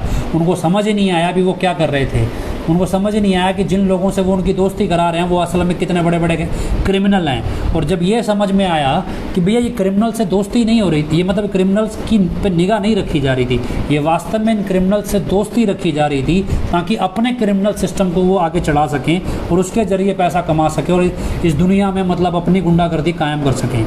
ये तमाम चीज़ें एक साइकिल है। अगर आपको अपराध की जानकारी नहीं है तो आपको ले लेनी चाहिए। हाँ, बदमाशी करना ठीक है, जुनून आपका पिताजी के प्रति समर्पण है, लेकिन इसका मतलब ये नहीं है कि उसमें दिमाग चलाना बंद कर दो। आपको कभी एडम ब्लॉक ने 5 साल में कहा क्यों नहीं? आप तो सामने ही रहते थे। मेरे क्लिनिक के 4 दुकान छोड़ के धर्मेंद्र नगर का कॉफ़ी शॉप था और साल भर रहा है, कितना टाइम रहा है। मैं वहाँ पे कई बार कॉफ़ी भी पी के आया, पिज़्ज़ा भी खा के आया हूँ। बहुत कोशिश की मैंने अपने साथ, मेरे एक लड़का था उसको मैंने बार बार धर्मेंद्र नगर के पास भेजा भी, यार किसी तरह ये मुझसे मिले।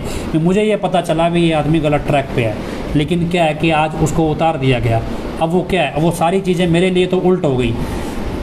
अब कुछ नहीं है, आप कुछ नहीं कर सकते हैं। और आपको अंदाज़ा नहीं है, धर्मेंद्र को नहीं मालूम है कि उसने कितने कितने कागज़ों पे साइन किए, और आरटीआई में वो सारे कागज़ मेरे पास हैं, उससे कहाँ कहाँ साइन करवाए गए हैं, और वो कागज़ मेरे पास हैं, उसमें उसके साइन हैं, और वो कागज़ हाई कोर्ट के रिकॉर्ड पे, और जल्दी उस पर मुकदमा शुरू होने वाला है। आपको नहीं पता है, जब पता चलेगा तो आप कुछ नहीं कर पाएंगे, आपके पल्ले सिर्फ रोना है और कुछ नहीं है। आपको लगता है भी ये डरा धमका के मुझे डरा लेंगे या दबा लेंगे, मुझे दबा लेंगे तो क्या हुआ? नहीं दबेंगे। अगर दबना होता तो बहुत पहले दब लेते। 2013 में हजूर पिताजी ने ही ड्यूटी लगाई थी कि डेरा की मैनेजमेंट जो गलत काम कर रही है उस पर निगाह रखो और हमें जानकारी समय समय पर देते रहो। इसका मतलब ये नहीं है कि वो जानकारी हम गुरुजी को फेसबुक पे देंगे या फिर ओपन सोशल मीडिया में देंगे। जो जानकारी देनी थी हम दे रहे थे, और ये सब कुछ चल रहा है और सबकी जानकारी है हमारे को। आप जिस सरगना के भरोसे बैठे हो, सरगना की पल पल की जानकारी है, क्या कर रहा है क्या नहीं कर रहा। उत्तर प्रदेश बरनावा के बंद कमरों में क्या क्या सेटिंग हो रही है, एक एक चीज़ की खबर है। आपको क्या लगता है अभी दुनिया, जो लोग गुरुजी के वफादार नहीं हैं, जो लोग इतने गिरे हुए हैं, जो अपने गुरु को मारने के लिए तैयार है, जो दंगे करवा के अपने लोगों को मरवा गए, क्या वो एडम ब्लॉक के वफादार हैं? क्या वो किसके वफादार है? वो सिर्फ अपने खुद के स्वार्थी हैं। वो एक तरफ एडम ब्लॉक का स्वार्थ पूरा कर रहे हैं क्योंकि उनका अपना स्वार्थ जुड़ा है, और दूसरी तरफ वो मुझसे भी संपर्क बनाते हैं कि कल को अगर मामला खड़ा हो जाए तो मोहित हमारे पक्ष में खड़ा हो जाए, हमें ना फंसाए। ये दुनिया है, यही हर पुलिस भी यही काम करती है, बड़ी से बड़ी एजेंसी यही काम करती है, और यही काम हम भी कर रहे हैं। आपकी पल पल की जानकारी है, कब कहाँ क्या हो रहा है, कौन से अफसर को बुलाया जा रहा है, कौन से अधिकारी को बुलाया जा रहा है, कौन से कर्मचारी को बुलाया जा रहा है, किससे क्या क्या काम हो रहा है, क्या क्या चीज़ें बदली जा रही हैं, ये सब चीज़ें जानकारी हमारे तक पहुंचती हैं। ये ज़रूरत नहीं है हमें भी आपको लगता है भी कोई पता ही नहीं चलेगा कभी क्या हो रहा है। तो ये सारी चीज़ें आप जानकारी रखिए। और सॉरी मेरे को थोड़ा ध्यान नहीं रहा, तो बहन वीरपाल कौर हैं हमारे साथ, तो उनसे भी हम जानकारी लेंगे। तो उनको हम लाइन पे ले लेते हैं। तो बहन वीरपाल कौर से भी जानकारी लेंगे, थोड़ा उनसे भी पूछें भी क्या क्या चल रहा है। और ये चीज़ें इसलिए बता रहे हैं भी आप जो बैठ के धमकियाँ दे रहे हो, ये सब कुछ कर रहे हो, इससे मुझे फ़र्क पड़ने वाला नहीं है। आपसे पहले बहुत सारे लोग आए, कुछ पिट के गए, कुछ जेलों में हैं, कुछ भी है। आपको लगता है मैं इतना सीधा साधा आदमी हूँ और इतना सीधा साधा इतना शरीफ हूँ कि इतना बड़ा मसला अगर मैं उठाऊँगा तो मुझे कोई जानकारी ही नहीं है।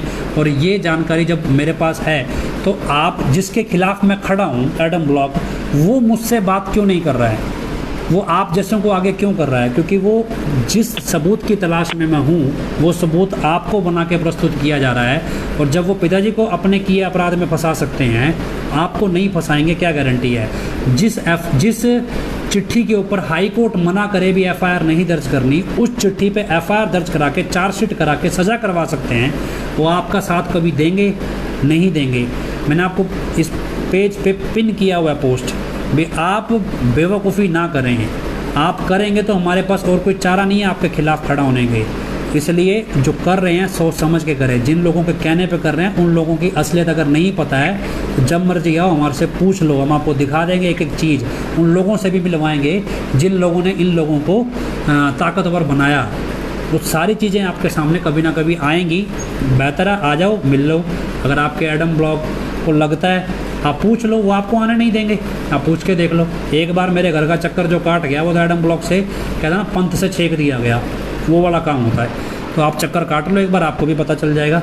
तो खैर बैरवीन पार्क कॉलेज से हम जानते हैं, हम टाइम ज़्यादा हो गया आज। जी बहन जी। ਧੰਨ सतगुरु तेरे यात्रा। बहुत ही प्यारे सतगुरु जी की प्यारी सा संगत जी, ਜਦੋਂ ਗੁਰੂ ਪਿਤਾ ਜੀ ਨੇ 29 ਅਪ੍ਰੈਲ 2007 ਨੂੰ ਜਾਮ ਚਲਾਇਆ ਸੀ ਤਾਂ ਉਦੋਂ 47 ਨਿਯਮ ਬਣਾਏ ਸੀ। ਉਹਨਾਂ ਨੇ ਵਿੱਚੋਂ 29 ਨੰਬਰ ਤੇ ਨਿਯਮ ਹੈ ਇੱਕ ਵੀ ਪੂਰੀ ਅਣਖ, ਪੂਰੀ ਗੈਰਤ ਅਣਖ ਨਾਲ ਸੱਚ ਦੇ ਮਾਰਗ ਤੇ ਚੱਲਣਾ। 29ਵੇਂ ਨੰਬਰ ਤੇ ਨਿਯਮ ਹੈ ਪੂਰੀ ਗੈਰਤ ਅਣਖ ਨਾਲ ਸੱਚ ਦੇ ਮਾਰਗ ਤੇ ਚੱਲਣਾ। तीसरा नियम ना जुल्म करो ते ना सहन करो। एक 35वां नियम होर है अपने देश ते अपने सतगुर दी आन बान शान दे लई मर मिटना। इन्हां नियमां ते पिछले 4 सालों तो चल रही है ते चलती रहूगी। साडे सतगुर जी दी आन बान ते शान एक नंबर ते है। ਜਦੋਂ ਤੱਕ ਸਾਡੇ ਗੁਰੂ ਪਿਤਾ ਜੀ ਸਾਰੇ ਕੇਸਾਂ ਵਿੱਚੋਂ ਨਿਰਦੋਸ਼ ਸਾਬਤ ਨਹੀਂ ਹੋ ਜਾਂਦੇ, ਜਦ ਤੱਕ ਸਾਡੇ ਗੁਰੂ ਪਿਤਾ ਜੀ ਦੀ ਆਨ ਬਾਨ ਤੇ ਸ਼ਾਨ ਬਹਾਲ ਨਹੀਂ ਹੋ ਜਾਂਦੀ, ਉਦੋਂ ਤੱਕ ਸਾਡੀ ਟੀਮ ਦੇ ਹੌਸਲੇ ਬੁਲੰਦ ਹੌਸਲਿਆਂ ਦੇ ਨਾਲ ਅਸੀਂ ਅੱਗੇ ਵਧਾਂਗੇ। ਜਿਹੜੀ ਸਾਡੀ ਟੀਮ ਦੇ ਸਾਰੇ ਮੈਂਬਰ ਹੈ ਬੱਬਰ ਸ਼ੇਰ ਬਾਪ ਦੇ ਬੱਬਰ ਸ਼ੇਰ ਅਣਖੀ ਯੋਧੇ ਆ। ਆ ਲੱਲੂ ਪੰਜਵਾਂ ਦੀਆਂ ਗਿੱਦੜ ਧਮਕੀਆਂ ਤੋਂ ਨਾ ਕਦੇ ਪਹਿਲਾਂ ਅਸੀਂ ਡਰੇ ਸੀ ਤੇ ਨਾ ਹੁਣ ਡਰੀਏ। ਪਿਤਾ ਜੀ ਨੇ ਇੱਕ ਭਜਨ ਦੇ ਵਿੱਚ ਵੀ ਲਿਖਿਆ ਸੀ ਵੀ ਤਨ ਮਨ ਧਨ ਸਭ ਕੁਛ ਹੈ ਤੇਰਾ, ਕਰੂੰ ਕਿ ਅਰਪਣ ਕੁਛ ਵੀ ਨਹੀਂ ਮੇਰਾ। ਵੀ ਜਦੋਂ ਅਸੀਂ ਸਾਰਾ ਤਨ ਮਨ ਧਨ ਸਾਰੇ ਆਪਦਾ ਗੁਰੂ ਨੂੰ ਅਰਪਣ ਹੀ ਕਰਤਾ, ਸਾਡਾ ਇਹਦੇ ਵਿੱਚ ਕੁਝ ਹੈ ਹੀ ਨਹੀਂ, ਤੇ ਫਿਰ ਹੁਣ ਪਿੱਛੇ ਅਸੀਂ ਕਿਵੇਂ ਹਟਾਂਗੇ। ਇਹ ਸ਼ਬਦ ਗਾਉਣਾ ਤਾਂ ਬਹੁਤ ਸੌਖਾ, ਸਾਰੀ ਸੰਗਤ ਹੀ ਗਾਉਂਦੀ ਹੈ, ਪਰ ਇਹਦੇ ਤੇ ਅਮਲ ਕਰਨਾ ਬਹੁਤ ਮੁਸ਼ਕਲ ਹੈ। ਪਰ ਸਾਡੀ ਟੀਮ ਪਿਛਲੇ 4 ਸਾਲਾਂ ਤੋਂ ਇਸ ਸ਼ਬਦ ਤੇ ਵੀ ਅਮਲ ਕਰ ਰਹੀ ਹੈ। ਸਾਨੂੰ ਸਾਡੀ ਸਾਰੀ ਟੀਮ ਤੇ ਮਾਣ ਹੈ। ਸਾਰੇ ਜਿਹੜੇ ਸਤਗੁਰ ਦੇ ਸੱਚੇ ਆਸ਼ਿਕ ਹੈ, ਸਤਗੁਰ ਦੇ ਸੱਚੇ ਯੋਧੇ ਹੈ। ਜਿਹੜੇ ਮੈਂ 3 ਨਿਯਮ ਦੱਸੇ ਨਾ ਤੁਹਾਨੂੰ, ਸਾਡੀ ਪੂਰੀ ਸਜਾਤ ਨਾਲ ਸੱਚ ਦੇ ਮਾਰਗ ਤੇ ਚੱਲਣਾ, ਨਾ ਜ਼ੁਲਮ ਕਰੋ ਨਾ ਸਹਿਣਾ, ਤੇ ਆਪਣੇ ਦੇਸ਼ ਤੇ ਆਪਣੇ ਸਤਗੁਰ ਦੀ ਆਨ ਬਾਨ ਤੇ ਸ਼ਾਨ ਦੇ ਲਈ ਮਰ ਮਿਟਣਾ। ਦੱਸੋ ਸਾਡੀ ਟੀਮ ਤੋਂ ਬਿਨਾਂ ਕਿਹੜਾ ਮਤਲਬ ਕਿ 6-7 ਕਰੋੜ ਦੀ ਸਾਧ ਸੰਗਤ ਦੇ ਵਿੱਚੋਂ ਇਹਦੇ ਪਿਛਲੇ 5 ਸਾਲਾਂ ਤੇ ਚੱਲਿਆ। ਮੈਂ ਕੱਲ ਵੀ ਚੈਲੰਜ ਕੀਤਾ ਸੀ। ਅੱਜ ਜਿਹੜੇ ਟੀਵੀ ਚੈਨਲਾਂ ਤੇ ਬੈਠ ਕੇ ਜਾਂ ਮਤਲਬ ਕਿ ਸੋਸ਼ਲ ਮੀਡੀਆ ਤੇ ਬੈਠ ਕੇ ਧਮਕੀਆਂ ਦਿੰਦੇ ਆ, ਆਪਣੇ ਆਪ ਨੂੰ ਪਹਿਲਵਾਨ ਸਮਝਦੇ ਆ, ਤੇ ਫਿਰ ਇਹ ਪਿਛਲੇ 5 ਸਾਲਾਂ ਦੇ ਕਿੱਥੇ ਗਏ ਸੀ? ਇਹਨਾਂ ਪਹਿਲਵਾਨਾਂ ਨੂੰ ਮੈਂ ਇੱਕ ਹੋਰ ਸ਼ਾਇਦ ਕਈ ਕਹਿੰਦੇ ਇਹਨੂੰ ਪੰਜਾਬੀਆਂ ਨੂੰ ਸਮਝ नहीं लगती, पर जो वो पहलवान है ना अपने आप को, जिन्होंने सोशल मीडिया में मोहित को धमकी दे के कहा कि हमें ये करना था, हम गुज्जर हैं, हम वो हैं, हम वो। आपके गुज्जरों का कोई मुखी भी आया था डेरे में 25 अगस्त से पहले, जो बहुत मतलब बड़ी बड़ी डांगे मार के गया था कि हम तो गुज्जर हैं, हम पिताजी आपके साथ खड़ेंगे, हम ये करेंगे, हम वो करेंगे। तो कहाँ गए 25 अगस्त जब पंच तब वो सारे है, क्यों नहीं वो भी आपका मुखिया और आप सारे वहाँ अड़े कि हमारा गुरु सच्चा है, क्यों इन्हें लेके जा रहे हैं? हम नहीं लेके जाएंगे। और आपको बता दूं, आप कह रहे हो ना कि हम अपने गुरु पिताजी को प्रेम करते हैं और उनके वचनों पर चलते हैं। जामे इंसान का 47 नियम है, उनमें 36वां 36 नंबर पे एक नियम है गुरु का, उसमें लिखा अहिंसा का पालन करना। अहिंसा का पालन करना अर्थात किसी भी जीव की हत्या नहीं करनी, ना ही उसे सताना। गुरु पिता ने तो जहां तक वचन कर दिया कि किसी जीव की हत्या नहीं करनी, उससे कहना कि आप एक अहिंसा नहीं करनी, आप सीधे सीधे धमकियां दे रहे हो कि हम मार भी सकते हैं तो मर भी सकते हैं। अगर आप मर सकते ना तो 25 अगस्त 2017 को गुरु पिताजी जेल ना जाते। अगर एक भी बंदे ने उस दिन आंख होती, जो सिक्योरिटी में थे पिताजी की, एक भी बंदे ने अगर आंख होती ना उस दिन, तो पिताजी जेल नहीं जाते थे, ये पक्की गारंटी थी। पर किसी में अणख नहीं थी। जो मोहित बेटे ने बातें बताई है ना, ये सही है, सारी ये सारी सही है। आप हमारी टीम है एक जो सच के मार्ग पर चल रही है, हमारी टीम है जो गुरु की आन बान शान के लिए लड़ रही है, गुरु के केसों के लिए लड़ रही है। इसीलिए आप हमारी टीम के हौसले है जो वो तोड़ना चाहते हैं। कल भी मैंने कहा था, अगर आप में इतनी पावर थी, एक खट्टा और 2 लड़कियां, सिर्फ 3 जनों की गवाही से गुरु पिताजी को 3 केसों में सजा हुई है और आखिरी श्वास तक हुई है, और इतनी बदनामी हुई है, बलात्कारी और कातल का कलंक लगा है। अगर हिम्मत है गुजरों में तो गुरु पिताजी का चैलेंज है हमारा, कितना हमारी टीम का कि आप अपने गुरु पिताजी के इस कलंक को पहला उतारो, पहले कलंक को उतारो गुरु के, तो फिर हम देखेंगे कि आपका प्रेम गुरु के साथ है या नहीं। अगर कोई अनखी है ना आज 6-7 करोड़ में, तो वो प्रण करे कि मैं पहले अपने गुरु के ऊपर जो बलात्कारी और कातल का कलंक लगा, मैं उसको ढूंढूंगा, उसको हटाऊंगा, फिर उसको आशिक माना जाएगा गुरु का सच्चा। ऐसे किसी और को धमकियां देने से आप गुरु के आशिक नहीं बन सकते।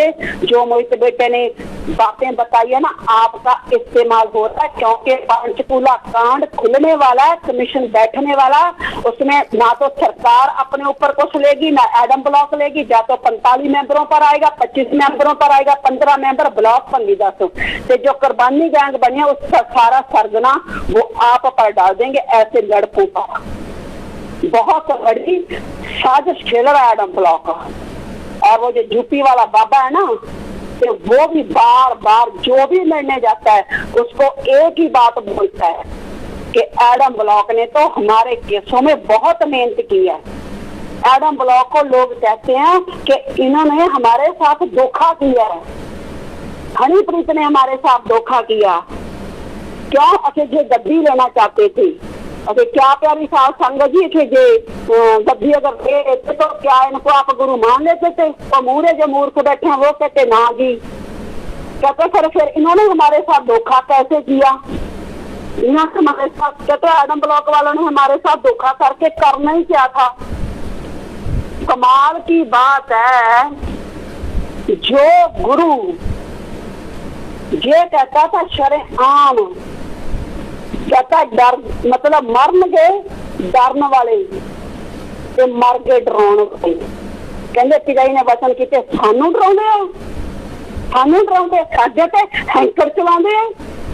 ये आपदियां हैंकरां आपदे कोल रखो। की सुनाते सी गुरु पिताजी?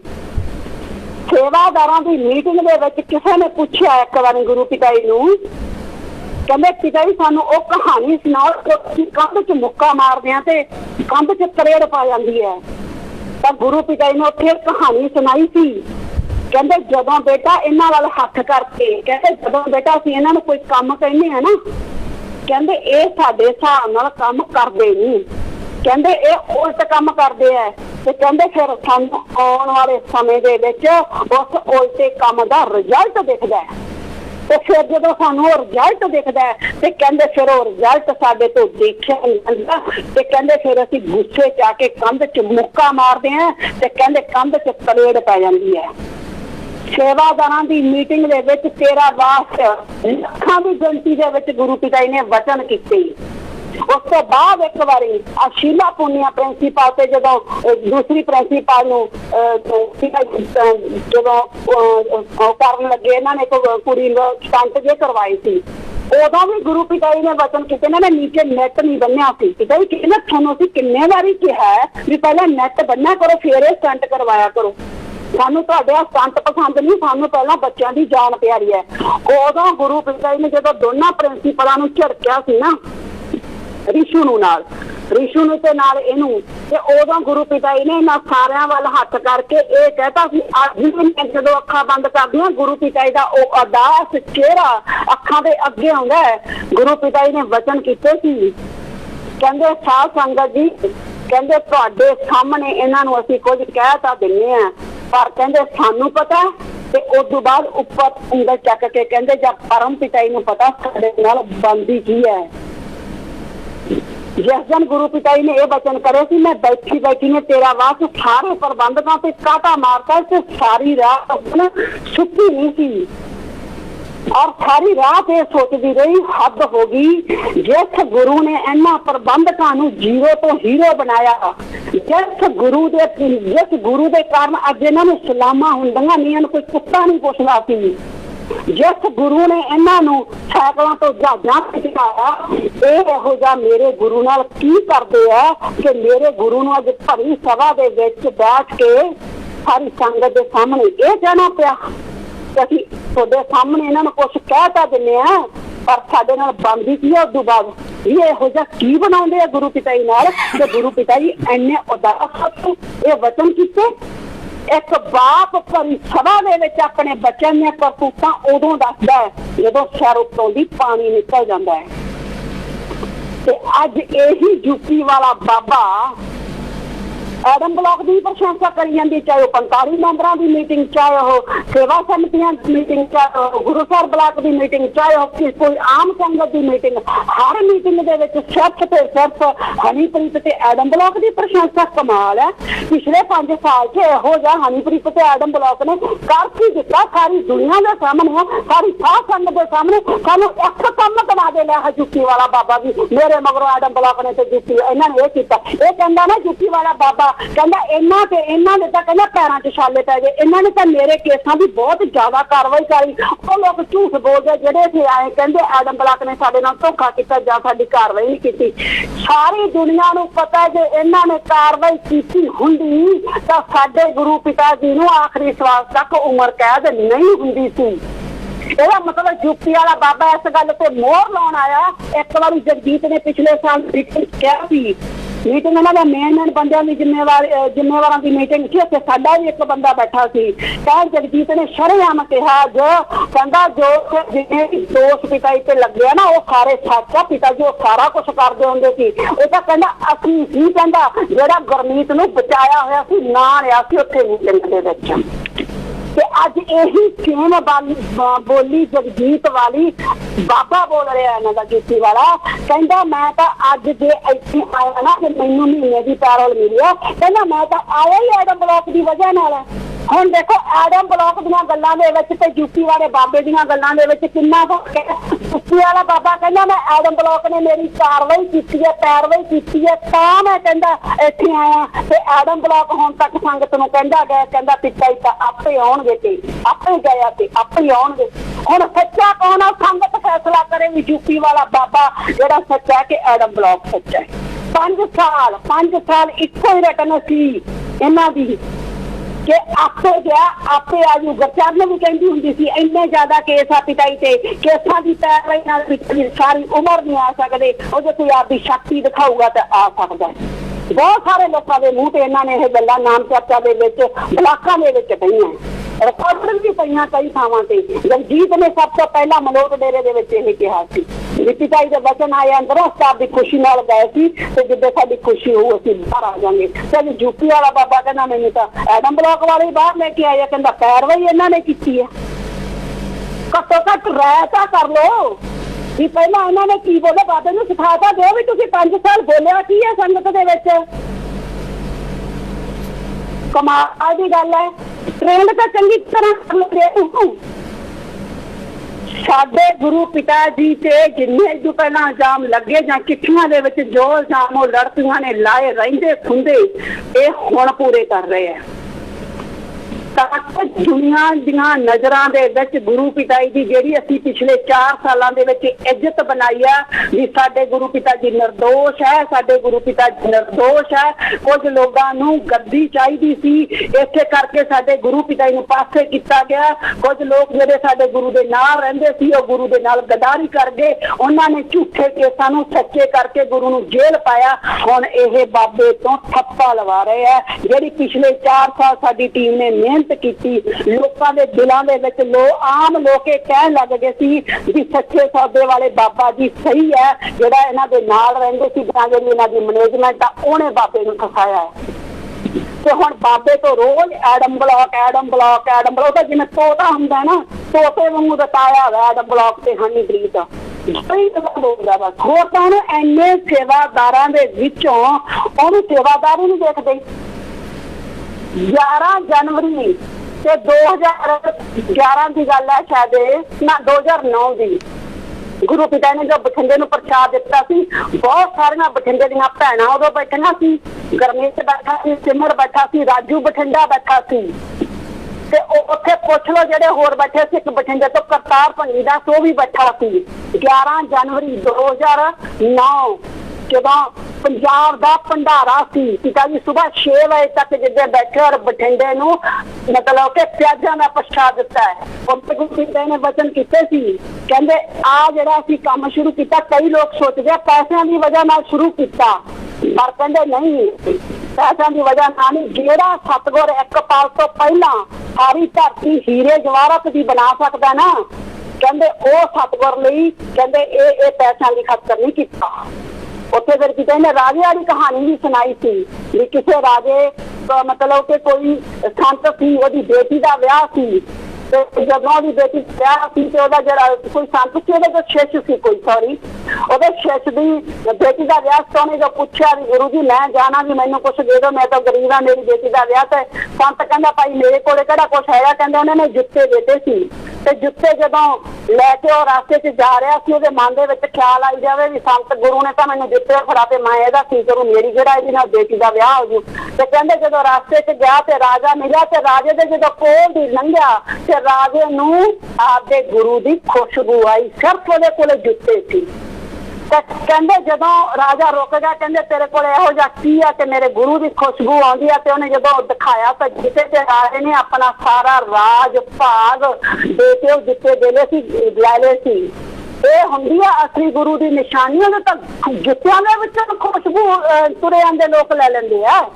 ਤੇ ਹੁਣ ਕੀ ਆ, ਯੂਪੀ 'ਚ ਆਇਆ ਬੈਠਾ ਤੇ ਕਿਸੇ ਦੀ ਆਤਮਾ ਨੂੰ ਖਿੱਚ ਨਹੀਂ ਪਾ ਰਿਹਾ। ਉਸ ਤੋਂ ਬਾਅਦ ਗੁਰੂ ਪਿਤਾ ਜੀ ਨੇ ਵਚਨ ਕੀਤੇ ਸੀ, ਕਹਿੰਦੇ ਮਾਪੇ ਸੋਚੋ ਕਿ ਅਸੀਂ ਇਹ ਪੈਸਿਆਂ ਦੀ ਖਾਤਰ ਕਰ ਰਹੇ। ਸਾਡੇ ਕਹਿੰਦੇ ਕੁਝ ਸੇਵਾਦਾਰ ਇਹੋ ਜਿਹੇ ਆ ਜਿਹੜੇ ਕਹਿੰਦੇ ਬਹੁਤ ਜ਼ਿਆਦਾ ਸੇਵਾ ਕਰਦੇ ਆ, ਤੇ ਕਹਿੰਦੇ ਪਰ ਅਸੀਂ ਸਾਡੇ ਕੋਲੇ ਮਿਲਣ ਦਾ ਟਾਈਮ ਨਹੀਂ, ਅਸੀਂ ਉਹਨੂੰ ਮਿਲ ਨਹੀਂ ਸਕਦੇ।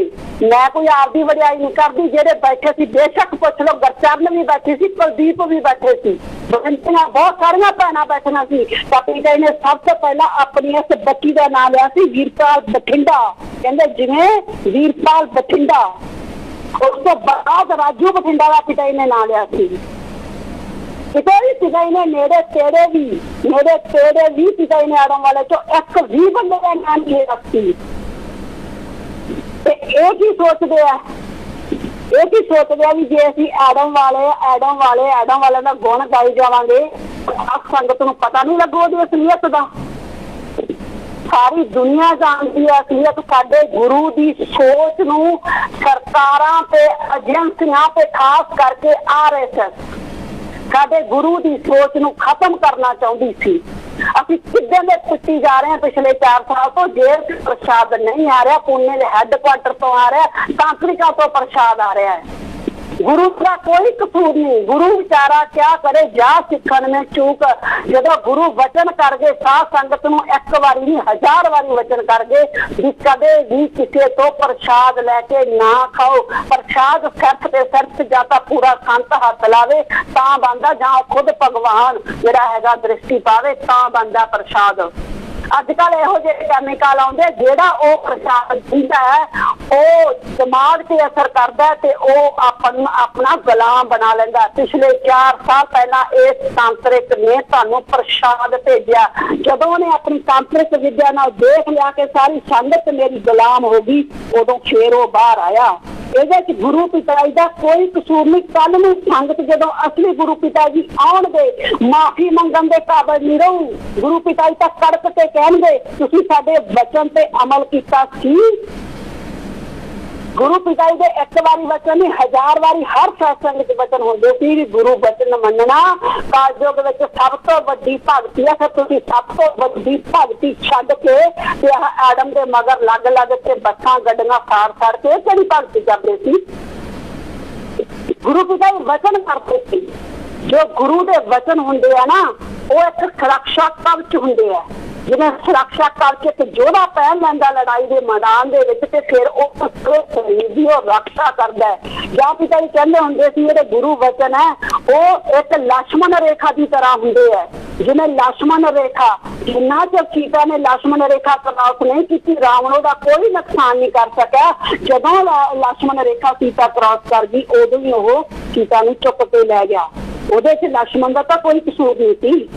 ਗੁਰੂ ਪਿਤਾ ਜੀ ਨੇ ਇੱਕ ਵਾਰੀ ਇਹ ਵਚਨ ਕੀਤੇ, ਵਚਨ ਦੱਸ ਕੇ ਕਹਿੰਦੇ ਜਦ ਤੱਕ ਇੱਕ ਸ਼ਿਸ਼ ਜਾਂ ਇੱਕ ਪ੍ਰੇਮੀ ਆਪਦੇ ਗੁਰੂ ਦੇ ਵਚਨਾਂ ਦੇ ਵਿੱਚ ਹੈ, ਆਪਦੇ ਗੁਰੂ ਦੇ ਵਚਨ ਮੰਨ ਰਿਹਾ, ਤਾਂ ਮੌਤ ਵਰਗਾ ਭਿਆਨਕ ਕਰਮ ਵੀ ਗੁਰੂ ਨੂੰ ਕੱਟਣਾ ਪੈਂਦਾ ਹੈ। ਮਤਲਬ ਜੇ ਕਿਸੇ ਦੀ ਮੌਤ ਵੀ ਆਉਣੀ ਹੈ ਤਾਂ ਗੁਰੂ ਨੂੰ ਆਪਦੇ ਵਚਨਾਂ ਦੀ ਲਾਜ ਰੱਖਣੀ ਪੈਂਦੀ ਹੈ। ਪਰ ਕਹਿੰਦੇ ਜਦੋਂ ਤੁਸੀਂ ਜਿਹੜੇ ਵਚਨ ਨਹੀਂ ਮੰਨਦੇ ਤਾਂ ਉਦੋਂ ਗੁਰੂ ਪਿੱਛੇ ਹਟ ਜਾਂਦਾ ਹੈ। ਉਦੋਂ ਫਿਰ ਤੁਸੀਂ ਖੁਦ ਜ਼ਿੰਮੇਵਾਰ ਹੁੰਦੇ ਆ। ਮਤਲਬ ਫਿਰ ਤੁਸੀਂ ਕਾਲ ਮਹਾਕਾਲ ਦੇ ਦਾਇਰੇ ਚ ਆ ਜਾਂਦੇ ਆ। ਤੇ ਸਾਰੀ ਸਾਧ ਸੰਗਤ, ਸਿਰਫ ਜਿਹੜੇ ਲੋਕ ਸਾਡੀ ਟੀਮ ਨਾਲ ਜੁੜੇ ਹੋਏ ਸੀ ਜਾਂ ਜਿਨ੍ਹਾਂ ਤੱਕ ਪਹੁੰਚਿਆ ਨਹੀਂ ਪ੍ਰਸ਼ਾਦ, ਉਹਨਾਂ ਲੋਕਾਂ ਨੂੰ ਛੱਡ ਕੇ ਬਾਕੀ ਸਾਰੀ ਦੀ ਸਾਰੀ ਸੰਗਤ ਨੇ ਸੈਮੀ ਕਾਲ ਵਾਲਾ ਪ੍ਰਸ਼ਾਦ ਖਾ ਗੁਰੂ ਪਿਤਾ ਜੀ ਦੇ ਵਚਨਾਂ ਦੀ ਰੱਜ ਕੇ ਧੱਜੀਆਂ ਉਡਾ ਲਈਆਂ। ਤੇ ਹੁਣ ਉਹਦਾ ਰਿਜ਼ਲਟ ਇਹ ਨਿਕਲ ਰਿਹਾ ਕਿ ਦਿਮਾਗ ਇਹਨਾਂ ਦੇ ਗੁਲਾਮ ਹੋ ਗਏ। ਹੁਣ ਜੋ ਉਹ ਇਹਨਾਂ ਨੂੰ ਯੂਪੀ ਵਾਲਾ ਬਾਬਾ ਦਿਖਾਉਂਦਾ ਉਹੀ ਦਿਸਦਾ। ਕਿਸੇ ਨੂੰ ਕੋਈ ਬੰਦਾ ਉੱਥੇ ਇਹ ਨਹੀਂ ਸਵਾਲ ਕਰਦਾ ਕਿ ਜਿਸ ਆਦਮ ਨੂੰ ਪਿਤਾ ਜੀ ਵਿੱਚ ਵੀ 18 ਵਾਰੀ ਝੜਕਦੇ ਸੀ, ਅੱਜ ਹੋਇਆ ਨਾ ਵੀ ਚੰਗਾ ਕਿਵੇਂ ਹੋ ਗਿਆ। ਗੁਰੂ ਪਿਤਾ ਜੀ ਤੁਹਾਨੂੰ ਯਾਦ ਹੋਊ, ਇੱਕ ਵਾਰੀ ਬਾਪੂ ਜੀ ਦੀ ਬਰਸੀ ਸੀ ਤੇ ਕੁੜੀਆਂ 4 ਇੰਟਰਨੈਸ਼ਨਲ ਜਿੱਤ ਕੇ ਆਈਆਂ ਸੀਗੀਆਂ, ਕੋਈ ਸ਼ਾਇਦ ਰੋਲਰ ਸਕੇਟਿੰਗ ਵਾਲੀਆਂ। ਗੁਰੂ ਪਿਤਾ ਨੇ ਮਜਲਿਸ ਸਤਸੰਗ ਦੇ ਵਿੱਚ ਵਾਅਦਾ ਕਰ ਲਿਆ ਉਸ ਬੱਚਿਆਂ ਦੇ ਨਾਲ ਕਿ ਅਸੀਂ ਤੁਹਾਨੂੰ ਜਿਹੜਾ ਹੈਗਾ ਗੱਡੀ ਦੇਵਾਂਗੇ, ਕਾਰ ਦੇਵਾਂਗੇ। ਜ਼ਿੰਮੇਵਾਰਾਂ ਨੂੰ ਬੁਲਾ ਕੇ ਕਹਿਤਾ ਜੀ ਬਾਪੂ ਜੀ ਦੀ ਬਰਸੀ ਦੇ ਸ਼ਾਮ ਨੂੰ ਪ੍ਰੋਗਰਾਮ ਸੀ, ਉਦੋਂ ਤੱਕ ਤੁਸੀਂ ਇਹਨਾਂ ਦੀ ਕਾਰ ਲੈ ਕੇ ਆਓ ਤੇ ਅਸੀਂ ਇਹਨਾਂ ਬੱਚਿਆਂ ਨੂੰ ਸਾਰੇ ਸੇਵਾਦਾਰਾਂ ਦੇ ਸਾਹਮਣੇ ਗੱਡੀ ਦੇਣੀ ਹੈ। ਯਾਦ ਹੋ ਜਿਹੜੇ ਉਦੋਂ ਗ੍ਰੀਨਸਰੀ ਮੀਟਿੰਗ ਦੇ ਵਿੱਚ ਬੈਠੇ ਸੀ ਉਸ ਟਾਈਮ ਆਪਰੇਸ਼ਨ ਦੇ ਤੇ, ਜਦੋਂ ਇਹ ਗੱਡੀ ਨਹੀਂ ਲੈ ਕੇ ਆਈ ਤੇ ਗੁਰੂ ਪਿਤਾ ਜੀ ਲਾਲ ਪੀਲੇ ਹੋ ਗਏ ਸੀ। ਸਾਰੇ ਗ੍ਰੀਨਸਰੀ ਮੀਟਿੰਗ ਦੇ ਵਿੱਚ ਪਿਤਾ ਜੀ ਨੇ ਉਦੋਂ ਵਚਨ ਕੇ ਗ੍ਰੀਨਸਰੀ ਸੇਵਾਦਾਰ ਅੱਗੇ ਬੈਠੇ ਸੀ, ਪਿੱਛੇ ਜਿਹੜੇ ਨਹੀਂ ਵੀ ਗ੍ਰੀਨਸਰੀ ਮੈਂਬਰ ਹੁੰਦੇ ਆ ਉਹ ਵੀ ਬੈਠੇ ਹੁੰਦੇ ਆ। ਬਹੁਤ ਸਾਰੇ ਲੋਕਾਂ ਨੇ ਉਹ ਸੁਣੀ ਹੋਊ ਪਿਤਾ ਜੀ ਦੇ ਵਚਨ। ਪਿਤਾ ਜੀ ਨੇ ਕਲੀਅਰ ਕੱਟ ਇਹਨਾਂ ਵੱਲ ਹੱਥ ਕਰਕੇ ਕਹਿਤਾ ਸੀ ਸਾਰਿਆਂ ਵੱਲ, ਕਹਿੰਦੇ ਪਿਆਰੀ ਸਾਧ ਸੰਗਤ ਜੀ ਅੱਜ ਤੋਂ ਬਾਅਦ ਇਹਨਾਂ ਨੂੰ ਅਸੀਂ ਕੋਈ ਕੰਮ ਨਹੀਂ ਦੇਵਾਂਗੇ। ਸਾਰੇ ਗ੍ਰੀਨਸਰੀ ਸੇਵਾਦਾਰਾਂ ਵੱਲ ਹੱਥ ਕਰਕੇ ਕਹਿਤਾ ਵੀ ਕਹਿੰਦੇ ਬੇਟੇ ਅੱਜ ਤੋਂ ਬਾਅਦ ਤੁਸੀਂ ਸਾਰੇ ਹੀ ਜ਼ਿੰਮੇਵਾਰ ਹੋ, ਅਸੀਂ ਜੋ ਕੰਮ ਕਹਿਣਾ ਉਹ ਤੁਹਾਨੂੰ ਹੀ ਕਿਹਾ ਕਰਾਂਗੇ। ਕੀ ਅਸੀਂ ਆਪਦੇ ਗੁਰੂ ਪਿਤਾ ਜੀ ਤੋਂ ਵਚਨ ਨਹੀਂ ਸੁਣੇ ਸੀ ਕਦੇ? 2015 ਤੋਂ ਬਾਅਦ ਤਾਂ ਪਿਤਾ ਜੀ ਚਾਹੇ ਸਾਥਾਂ ਹੁੰਦੀ ਸੀ, ਚਾਹੇ ਮਜਰਸ ਹੁੰਦੀ ਸੀ, ਭੰਡਾਰੇ ਦੇ ਦਿਨਾਂ ਦੇ ਵਿੱਚ, ਖੁਸ਼ੀਆਂ ਦੇ ਦਿਨਾਂ ਦੇ ਵਿੱਚ, ਚਾਹੇ ਕੱਢ ਕੇ ਦੇਖ ਲਓ YouTube ਤੇ ਪਏ ਆ। ਇੰਨੇ ਗੁੱਸੇ ਵਿੱਚ ਪਿਤਾ ਜੀ ਆਉਂਦੇ ਸੀ, ਇੰਨੇ ਗੁੱਸੇ ਵਿੱਚ ਆਉਂਦੇ ਸੀ, ਇੰਨੇ ਇਰੀਟੇਟ ਹੁੰਦੇ ਸੀ, ਆਉਣ ਸਾਰ ਇਹਨਾਂ ਤੇ ਵਰਦੇ ਸੀ ਆ ਕੇ। ਤੇ ਕਮਾਲ ਆ ਅੱਜ 5 ਸਾਲਾਂ ਦੇ ਵਿੱਚ ਇਹੋ ਜਿਹਾ ਕੀ ਚੇਂਜ ਹੋ ਗਿਆ ਕਿ ਉਹ ਐਡਮ ਹਨੀਪ੍ਰੀਤ ਐਡਮ ਆਈ ਕਰੀ ਜਾਂਦਾ ਬੈਠਾ।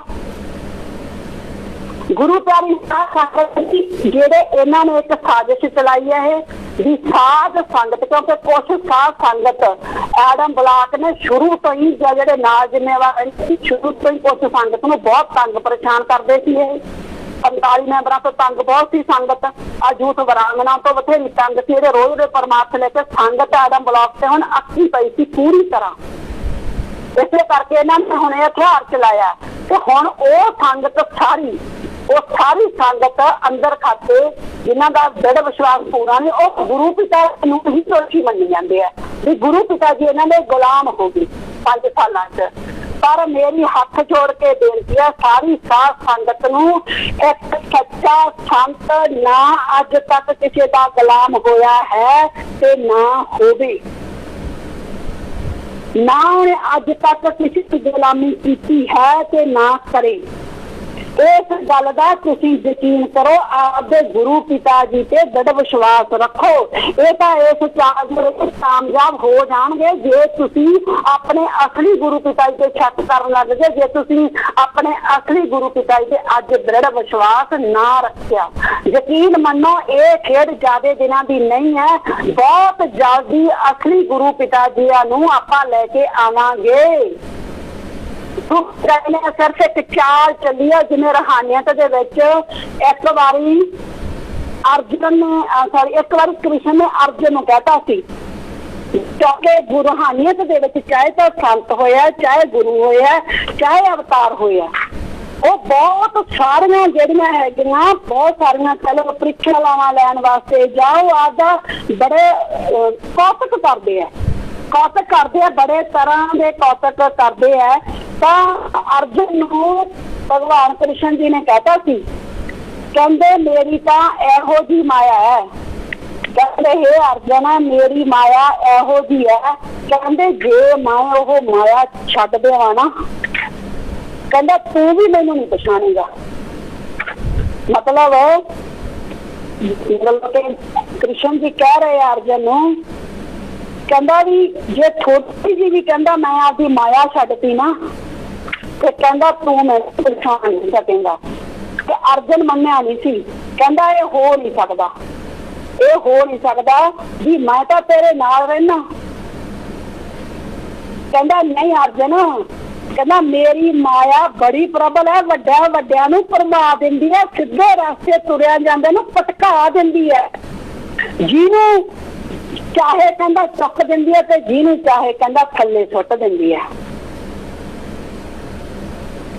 ਤੇ ਅਰਜਨ ਕਹਿੰਦਾ ਚੱਲ ਫਿਰ ਮੈਨੂੰ ਦਿਖਾਓ। ਕ੍ਰਿਸ਼ਨ ਜੀ ਕਹਿੰਦੇ ਤੂੰ ਮੈਨੂੰ ਭੁੱਲ ਜਾਏਗਾ। ਅਰਜਨ ਕਹਿੰਦਾ ਇਹ ਨਹੀਂ ਹੋ ਸਕਦਾ, ਕਮਾਲ ਆ, ਕਹਿੰਦਾ ਤੁਸੀਂ ਮੇਰੇ ਕੋਲ ਮੰਜ ਰਹਿੰਦੇ ਮੈਂ ਕਿਵੇਂ ਭੁੱਲ ਜਾਊਂਗਾ। ਫਿਰ ਕ੍ਰਿਸ਼ਨ ਕਹਿੰਦਾ ਮੇਰੀ ਮਾਇਆ ਤਾਂ ਹੱਥ ਤੇ ਕਹਿੰਦਾ ਇਹੋ ਜਿਹਾ, ਕਹਿੰਦਾ ਤੂੰ ਆਪਣੇ ਆਪ ਨੂੰ ਵੀ ਭੁੱਲ ਜਾਏਗਾ। ਅਰਜਨ ਕਹਿੰਦਾ ਮੈਂ ਨਹੀਂ ਮੰਨਦਾ। ਫਿਰ ਕ੍ਰਿਸ਼ਨ ਜੀ ਕਹਿੰਦੇ ਚੱਲ ਐਂ ਕਰ, ਕੱਪੜੇ ਰੱਖ ਦੇ ਇੱਥੇ ਤੇ ਕਹਿੰਦਾ ਡੁੱਬ ਕੇ ਲਾ ਸਾਹਮਣੇ ਜਿਹੜਾ ਉਹਨਾਂ ਉੱਥੇ ਬਣਿਆ ਹੋਇਆ ਸੀਗਾ, ਕਹਿ ਲਓ ਕੋਈ ਟੋਭਾ ਕਹਿ ਲਓ। ਜਦੋਂ ਅਰਜਨ ਨੇ ਡੁੱਬਕੀ ਲਗਾਈ ਤੇ ਜਦੋਂ ਬਾਹਰ ਆਇਆ ਨਾ ਉਹ ਕ੍ਰਿਸ਼ਨ ਉੱਤੇ ਚੱਲ ਰਿਹਾ ਸੀ ਤੇ ਨਾ ਉਹ ਆਪਣੇ ਆਪ ਨੂੰ ਪਹਿਚਾਣ ਰਿਹਾ ਸੀ। ਸਾਰੇ ਪਿੰਡ ਚ ਕਮਲਿਆਂ ਵਾਂਗੂ ਤੁਰਿਆ ਕਰਦਾ ਸੀ ਤੇ ਲੋਕਾਂ ਨੂੰ ਪੁੱਛਦਾ ਸੀ ਮੈਂ ਕੌਣ। ਰੂਹਾਨੀਅਤ ਦੇ ਵਿੱਚ ਹਰ ਚੀਜ਼ ਸੰਭਵ ਹੈ। ਜਦੋਂ ਗੁਰੂ ਜਾਂ ਪੀਰ ਜਾਂ ਅਵਤਾਰ ਜਾਂ ਸੰਤ ਪ੍ਰੀਖਿਆ ਕਿਸੇ ਦੀ, उदों पर छोटी परीक्षा नहीं होती। जिसको वो प्यार करता है उसी को आजमाता है, इसकी खजाने रहमतों पे लटाता है। वो जड़ी रहमतों के खजाने उन्हें लटाने होंगे ना, जिवें जूसी वाला बाबा तो हुण कहंदा बड़ा लालच दे रहा, कहंदा मैनूं तां हुण परम पिता ने ना 5 सालां ते कहंदा मैं सिमरन नहीं कीता, उत्थे होर तां कुछ कीता नहीं। दर फुੱਟੇ ਮੂੰਹ ਤੇਰੇ।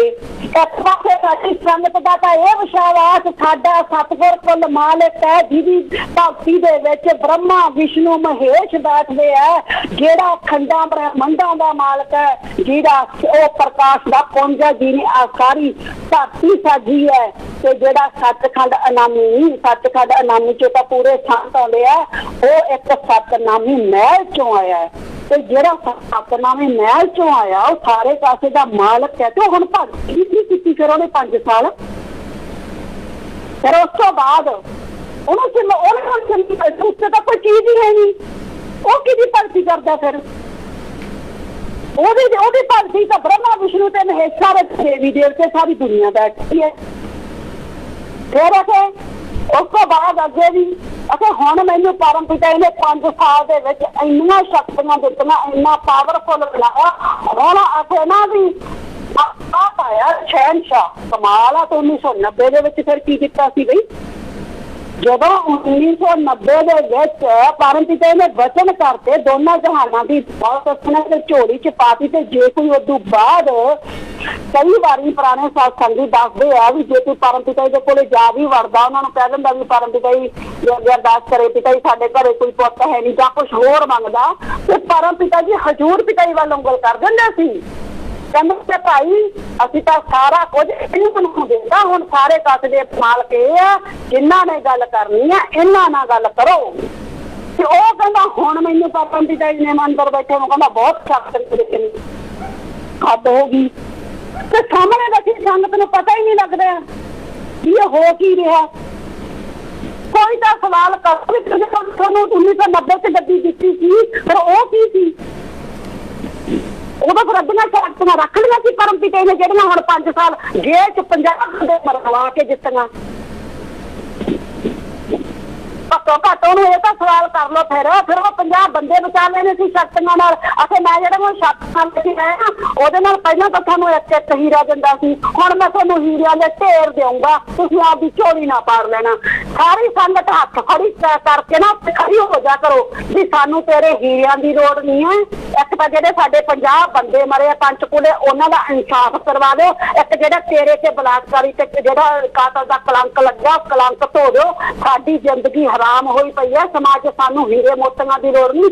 ਸਾਨੂੰ ਸਾਡੇ ਸਾਥੀਆਂ ਨੇ ਇੰਨਾ ਕੁ ਦਿੱਤਾ ਕਿ ਅਸੀਂ ਰੋਟੀ ਖਾਂਦੇ ਹਾਂ ਆਪਦੇ ਘਰੇ, ਪਰ ਸਮਾਜ ਦੇ ਵਿੱਚ ਅਸੀਂ ਬਾਹਰ ਅਣਖ ਨਾਲ ਜੀ ਨਹੀਂ ਸਕਦੇ। 2% ਦਾ ਬੰਦਾ ਹੁੰਦਾ, ਸਾਨੂੰ ਉਹ ਤਾਨੇ ਨਹੀਂ ਮਾਰਦਾ ਤੁਸੀਂ ਬਲਾਤਕਾਰੀ ਦੇ ਚੇਲੇ ਆ। ਹੱਥ ਜੋੜ ਕੇ ਨਾ ਉਹਦੇ ਅੱਗੇ ਖੜੇ ਹੋਇਆ ਕਰੋ ਕਿ ਜਿਹੜੀਆਂ ਉਹ ਸ਼ਕਤੀਆਂ ਦਿੱਤੀਆਂ ਉਹਨਾਂ ਸ਼ਕਤੀਆਂ ਦੇ ਨਾਲ ਆਪਦੇ ਤੋਂ ਆਹ ਕਲੰਕ ਲਾ ਲਾ। ਜਿਹੜੇ ਉੱਥੇ ਮੂਹਰੇ ਬੰਦੇ ਆ ਉਹ ਕੋਈ ਸਵਾਲ ਕਰੋ, ਕੋਈ ਤਾਂ ਸਵਾਲ ਕਰੋ। ਪੰਚਕੂਲੇ ਦੀ ਗੱਲ ਕਿਉਂ ਨਹੀਂ ਹੁੰਦੀ? ਕੱਲ ਅਫਗਾਨਿਸਤਾਨ ਦੀ ਗੱਲ ਹੋਗੀ, ਹੋਰਨਾਂ ਵਾਸਤੇ ਤੇ ਇੱਕ ਵਾਰੀ ਇਹ ਕਿਉਂ ਨਹੀਂ ਕਿਹਾ ਗਿਆ ਵੀ ਪੰਚਕੂਲੇ ਦੇ ਵਿੱਚ ਜਿਹੜੇ ਸਾਡੇ ਬੱਚੇ ਮਰੇ ਉਹਨਾਂ ਬਾਰੇ ਦੱਸੋ ਤਾਂ ਸਹੀ ਹੀ। ਜਦੋਂ ਦਾਬਾ ਵੀ ਕਾਂਡ ਹੋਇਆ ਸੀ, ਮੈਨੂੰ ਯਾਦ ਆ ਮਜਲਿਸ ਚ ਬੈਠੇ ਸੀ, ਕਾਲੇ ਹੋ ਗਏ ਸੀ ਬਿਲਕੁਲ ਐ ਬਿਲਕੁਲ। ਉਸ ਦਿਨ ਪਹਿਲੇ ਦਿਨ ਗੁਰੂ ਪਿਤਾ ਨਾਲ ਆਪ ਤੇ ਨਾਲੇ ਸੰਗਤ ਤੋਂ ਲਵਾਇਆ ਤੇ ਨਾਲੇ ਅਰਦਾਸ ਬੋਲੀ, ਹੇ ਮਾਲਕ ਤੁਝੇ ਲਾਜਾ, ਤੇ ਕਿਹਾ ਵੀ ਸਾਰੀ ਸੰਗਤ ਨੇ ਅੱਜ ਤੋਂ ਬਾਅਦ ਇਹ ਬੋਲਣੀ ਹੈ। ਤੇ ਉਸ ਤੋਂ ਬਾਅਦ ਉੱਥੇ ਵਚਨ ਕਰੇ ਸੀ, ਕਹਿੰਦੇ ਭਾਈ ਅੱਜ ਕਾਲ ਸਾਡੇ ਤੋਂ ਸਾਡੀਆਂ ਰੂਹਾਂ ਮੰਗਦਾ ਸੀ। ਕਹਿੰਦੇ ਅਸੀਂ ਉਹਨੂੰ ਰੂਹਾਂ ਦਿੱਤੀਆਂ ਨਹੀਂ, ਅਸੀਂ ਉਹਨੂੰ ਕਿਹਾ ਰੂਹਾਂ ਸਾਡੀਆਂ ਅਸੀਂ ਨਹੀਂ ਦੇਣੀਆਂ। ਕਹਿੰਦੇ ਸਮਾਨ ਤੇਰਾ ਤੂੰ ਇਹ ਲੈ ਜਾ। ਇਸੇ ਕਰਕੇ ਉੱਥੇ ਇੰਨਾ ਮਾਲੀ ਨੁਕਸਾਨ ਹੋ ਜਿਹੜਾ ਹੋਇਆ, ਸਮਾਨ ਦਾ ਨੁਕਸਾਨ ਹੋਇਆ, ਪੈਸਿਆਂ ਦਾ ਨੁਕਸਾਨ ਹੋਇਆ। ਅਸੀਂ ਰੂਹ ਨਹੀਂ ਦਿੱਤੀ ਕੋਈ। ਉਹ ਜਾਬਾ ਦੇ ਭੰਗੀ ਦਾ ਕੇ ਸਿਰ ਫਟ ਗਿਆ ਸੀ, ਪਰ ਗੁਰੂ ਪਿਤਾ ਨੇ ਉਹਨੂੰ ਵੀ ਬਚਾਇਆ। 48 ਟਾਂਕੇ ਉਹਦੇ ਸਿਰ ਤੇ ਲੱਗੇ ਸੀ। ਫਿਰ ਉਹਨੂੰ ਕਮ ਸੇ ਕਮ ਪੁੱਛੋ ਜਿਹੜਾ ਪੰਚਕੂਲਾ ਕਾਂਡ ਹੋ ਗਿਆ ਉਹ ਕਿਵੇਂ ਹੋਗਾ। ਦੂਜਾ ਸਵਾਲ ਉਹਨੂੰ ਪੁੱਛੋ, ਜਦੋਂ ਤੁਸੀਂ ਵੀਡੀਓ ਜਾਰੀ ਕਰਤੀ ਵੀ ਨਹੀਂ ਜਾਣਾ ਤੇ ਤੇਰੇ ਆਡਮ ਬਲਾਕ ਨੇ ਨਹੀਂ, ਤੇਰੇ ਆਡਮ ਬਲਾਕ ਤੇ 45 ਮੈਂਬਰਾਂ ਨੇ ਸੰਗਤ ਦੇ ਲੋਕ ਲਵਾ ਕੇ ਤੇਰਾ ਉਹ ਵਚਨ ਤੜਵਾ ਕੇ ਤੂੰ 29 ਅਪ੍ਰੈਲ ਨੂੰ ਵਚਨ ਕਰਤੇ ਨਾ ਵੀ ਨਹੀਂ ਲੋਕ ਲਾਉਣਾ, ਤੇ ਇੱਥੇ ਆਡਮ ਬਲਾਕ ਨੇ ਅੱਜ ਜੀਤ ਵਰਗਿਆਂ ਨੇ ਲੋਕ ਲਵਾ ਸੰਗਤ ਉੱਥੇ ਭੇਜੀ। ਇੱਕ ਵਾਰੀ ਸੰਗਤ ਦੇ ਸਾਹਮਣੇ ਇਹਨਾਂ ਨੂੰ ਪੁੱਛ ਤਾਂ ਲੈ ਵੀ ਮੇਰੇ ਵਚਨ ਕੀਤੇ ਹੋਏ ਤੁਹਾਡੀ ਹਿੰਮਤ ਕਿਵੇਂ ਪਈ ਤੜਵਾਉਣ ਦੀ? ਜਦੋਂ ਮੈਂ ਰੋਕਤੀ ਸੰਗਤ ਵੀ ਨਹੀਂ ਜਾਣਾ ਤੇ ਤੁਸੀਂ ਮੇਰੀ ਸੰਗਤ ਨੂੰ ਲੈ ਕੇ ਗਏ ਕਿਉਂ ਪੰਚਕੂਲੇ? ਹੁਣ ਜਿਹੜਾ ਮੇਰਾ ਬੱਚਿਆਂ ਦਾ ਨੁਕਸਾਨ ਹੋਇਆ ਭਰੋ ਸਾਰਾ, ਜਿਹੜਾ ਥੋੜਾ ਨੁਕਸਾਨ ਹੋਇਆ ਭਰੋ ਸਾਰਾ। ਹਿੰਮਤ ਆ ਨਾ ਯੁਕਤੀ ਵਾਲੇ ਬਾਬੇ ਚੋਂ, ਸੱਚ ਬੋਲੇ ਫਿਰ ਉਹ ਪੰਚਕੂਲਾ ਕਾਂਡ ਤੇ ਕਿਹਨੇ ਕਰਵਾਇਆ? ਪੰਚਕੂਲਾ ਕਾਂਡ ਕਿਉਂ ਹੋਇਆ? ਕਿਉਂ ਸੰਗਤ ਦੇ ਨਾਲ ਇੰਨੀਆਂ ਸਾਰੀਆਂ ਘਟਨਾਵਾਂ ਉੱਠੀਆਂ? ਕਿਉਂ ਸਾਨੂੰ ਸੇਵਾ ਕਰਦੇ ਸੇਵਾਦਾਰ ਨੂੰ ਉੱਥੇ ਕਿਉਂ ਅਸੀਂ 5 ਸਾਲ ਤੋਂ ਇੰਨੀ ਜਲੀਲ ਵਾਲੀ ਜ਼ਿੰਦਗੀ ਜਿਉ ਰਹੇ ਹਾਂ? ਸਾਡੀਆਂ ਇਹਨਾਂ ਗੱਲਾਂ ਜਵਾਬ ਦੇਣਗੇ। ਔਰ ਜੇ ਉਹਦੇ ਚ ਹਿੰਮਤ ਚੈਲੰਜ ਕਰਦੇ ਹਾਂ ਅਸੀਂ ਉਹਨੂੰ ਸ਼ਰੇਆਮ ਫਰਤੇ ਆਵੇ ਸਟੇਜ ਤੇ ਬੈਠੇ ਔਰ ਜੇ ਗੁਰੂ ਗੜਕ ਕੇ ਬੋਲਦੇ ਹੁੰਦੇ ਅਸੀਂ ਗੜਕ ਕੇ ਬੋਲੇ ਵੀ ਜਿਹਨੇ 1000 ਸਵਾਲ ਕਰਨਾ 1000 ਸਵਾਲ ਕਰੇ। ਅਸੀਂ ਜਵਾਬ ਦੇਵਾਂਗੇ। ਜਿਵੇਂ ਮੀਡੀਆ ਨੂੰ ਸਾਡੇ ਗੁਰੂ ਪਿਤਾ ਜੀ ਮੂਹਰੇ ਬਿਠਾਉਂਦੇ ਸੀ, ਮੂੰਹ ਤੇ ਪਹਿਲਾਂ ਮੀਡੀਆ ਵੀ ਬੈਠਾ ਹੋਵੇ, ਸਾਰੇ ਮੀਡੀਆ ਦੇ ਜਵਾਬ ਦਿੱਤੇ ਜਾਣ। ਔਰ 5 ਸਾਲ ਹੋ ਗਏ, ਸੰਗਤ ਵੀ ਬਹੁਤ ਤੱਕੀ ਪਈ ਹੈ, ਸੰਗਤ ਦੇ ਅੰਦਰ ਵੀ ਬਹੁਤ ਸਾਰੇ ਸਵਾਲ ਆ ਤੇ ਸੰਗਤ ਦੇ ਸਵਾਲਾਂ ਦੇ ਜਵਾਬ ਦੇ ਕੇ ਜਾਵੇ ਜਾਣ ਤੋਂ ਪਹਿਲਾਂ। ਜੋ ਕੱਲ ਵੀ ਮੈਂ ਦੱਸਿਆ ਸੀ, ਜੇ ਗੁਰੂਆਂ ਨੇ ਮਤਲਬ ਕਿ ਪ੍ਰੀਖਿਆ ਲਈ ਹੈ ਨਾ ਭਗਤਾਂ ਦੀ, ਅਸੀਂ 5 ਸਾਲ ਹੋ ਗਏ ਪ੍ਰੀਖਿਆ ਦੇ ਹੀ ਜਾਂਦੇ ਹਾਂ, ਉੱਥੇ ਹੀ ਖੜੇ ਆ। ਅੱਜ ਤੱਕ ਵੀ ਆਪਦੇ ਗੁਰੂ ਤੇ ਉਵੇਂ ਵਿਸ਼ਵਾਸ ਆ, ਪਹਿਲਾਂ ਨਾਲੋਂ ਵੱਧ ਕੇ ਜਿਹੜੇ ਵਿਸ਼ਵਾਸ ਹੈ। ਇਸੇ ਕਰਕੇ 4 ਸਾਲ ਤੋਂ ਟੀਮ ਬਣਾ ਕੇ ਉਹਦੇ ਹੱਕ ਸੱਚ ਵਾਸਤੇ ਲੜ ਵੀ ਰਹੇ ਹੈ। ਸਾਰੇ ਵਿਸ਼ਵਾਸ ਦੇ ਵਿੱਚ ਆਪਦੇ ਗੁਰੂ ਦੇ ਪ੍ਰਤੀ -% ਵੀ ਕੋਈ ਸ਼ੱਕ ਨਹੀਂ ਆਪਦੇ ਗੁਰੂ ਦੇ ਪ੍ਰਤੀ। ਪਰ ਜੋ ਸਿਸਟਮ ਔਰ ਜਿਹੜੀਆਂ ਸਰਕਾਰਾਂ, ਜਿਹੜੀਆਂ ਏਜੰਸੀਆਂ, ਜਿਹੜੇ ਗੁਰੂ ਦੇ ਗਦਾਰ, ਜਿਹੜੇ ਗੱਦੀ ਲੈਣਾ ਚਾਹੁੰਦੇ ਸੀ, ਉਹਨਾਂ ਨੇ ਜੋ 1990 ਤੋਂ ਲੈ ਕੇ ਕੀਤਾ, ਇੱਕ ਘਟਨਾ ਦਾ ਸਾਨੂੰ ਪਤਾ ਹੈ।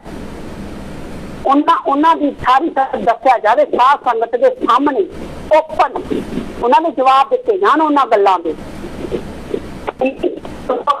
ਛਪਾ ਕੇ ਬਹਿ ਜਾਓ, ਸਾਡਾ ਗੁਰੂ ਜਿੱਦੇ ਆਊਗਾ, ਮੈਂ ਕੱਲ ਵੀ ਦੱਸਿਆ, ਪੂਰੀ ਦੁਨੀਆ ਤੱਕ ਹੀ ਸਾਰੀ ਕਾਇਨਾਤ ਨੂੰ ਪਤਾ ਚੱਲੂਗਾ। ਜਿਵੇਂ ਉਹਦੇ ਜਾਣ ਵੇਲੇ ਪਤਾ ਲੱਗਿਆ ਸੀ ਨਾ, ਸਾਰਾ ਸਿਸਟਮ ਬੰਦ ਹੋ ਗਿਆ ਸੀ ਦਾ, ਪੂਰੀ ਦੁਨੀਆ ਦੇ ਵਿੱਚ ਆਏ ਹੋ ਗਿਆ ਸੀ। ਤੇ ਦੇ ਵਿੱਚ ਪੰਚਕੂਲੇ ਯਾਦ ਉਹ ਲੋਕਾਂ ਨੂੰ ਕਾਲਾ ਕਾਲਾ ਬੱਦਲ ਉੱਠ ਖੜਿਆ ਸੀ। ਤੇ ਜਿੱਦੇ ਹੁਣ ਮੇਰਾ ਸਤਿਗੁਰ ਆਊਗਾ ਨਾ, ਕਿਸੇ ਨੂੰ ਨਾ ਪੰਚਕਾਰੀ ਮੈਂਬਰ, ਨਾ ਪ੍ਰਸ਼ਾਸਨ, ਨਾ ਐਡਮ ਬਲਾਕ ਕੋਈ ਰੋਕ ਨਹੀਂ ਸਕੂਗਾ ਸੰਗਤ ਨੂੰ। ਕੱਲ ਜਿਵੇਂ ਮੈਂ ਕਿਹਾ ਸੀ ਨਾ, ਘਰੇ ਲੋਕ ਕਰ ਲਾ ਕੇ ਸੰਗਤ ਭੱਜ ਜੂ, ਅੱਗੇ ਰੋਕਿਆ ਨਹੀਂ ਰੁਕੂਗੀ ਸੰਗਤ ਉੱਦੇ। ਕਿਉਂ? ਗੁਰੂ ਆਪਾਂ ਤੋਂ ਪਹਿਲਾਂ ਸਾਰੀ ਕਾਇਨਾਤ ਵਿੱਚ ਤਿਰੰਗਾ ਛੱਡੂਗਾ ਖੁਸ਼ੀ ਦੀਆਂ। ਨਸਤਾਨਾ ਮਹਾਰਾਜ ਵਚਨ ਕਰਦੇ ਹੁੰਦੇ ਸੀ, ਹਜ਼ੂਰ ਪੀਰ ਸੁਣਾਉਂਦੇ ਹੁੰਦੇ ਸੀ, ਕਹਿੰਦੇ ਸੀ ਭਾਈ ਐਤਵਾਰ ਨੂੰ ਸਤਸੰਗ ਹੁੰਦਾ, ਸ਼ੁੱਕਰ ਤੇ ਸ਼ਨੀਵਾਰ ਸਾਨੂੰ 2 ਦਿਨ ਬੁਲਾਇਆ ਨਾ ਕਰੋ। ਸੇਵਾਦਾਰ ਕਹਿੰਦੇ ਕਿਉਂ? ਕਹਿੰਦੇ ਵੀ ਅਸੀਂ ਸਾਡੀ ਸੰਗਤ ਨਹੀਂ ਆਉਣਾ ਹੁੰਦਾ, ਕਿਸੇ ਕੋਲ ਭਾੜਾ ਨਹੀਂ ਹੁੰਦਾ, ਕਿਰਾਇਆ ਨਹੀਂ ਹੁੰਦਾ, ਕਿਸੇ ਦਾ ਕੰਮ ਧੰਦਾ ਹੁੰਦਾ, ਕਰਨਾ ਹੁੰਦਾ ਸਾਰਾ, ਅਸੀਂ ਉਹਨਾਂ ਨੂੰ ਲੈ ਕੇ ਆਉਣਾ ਹੁੰਦਾ। ਤਾਂ ਗੁਰੂ ਨੇ ਨਾ ਆਪਣੀ ਸੰਗਤ ਨੂੰ ਲੈ ਕੇ ਜਾਣਾ ਹੋਇਆ, ਤੇ ਫਿਰ ਪ੍ਰਸ਼ਾਸਨ ਦਾ ਕੋਈ ਬਹਾਨਾ ਨਹੀਂ ਚੱਲੂਗਾ, ਕੋਈ ਆਡਮ ਬਲਾਕ ਦਾ ਬਹਾਨਾ ਨਹੀਂ ਚੱਲੂਗਾ। ਰੂਹਾਂ ਭੱਜਣਾ ਜਾਣਗੀਆਂ ਆਪਦੇ ਗੁਰੂ ਦੇ ਦਰਸ਼ਨ ਕਰਨ ਵਾਸਤੇ। ਉਹਨਾਂ ਕੋਈ ਕੰਮ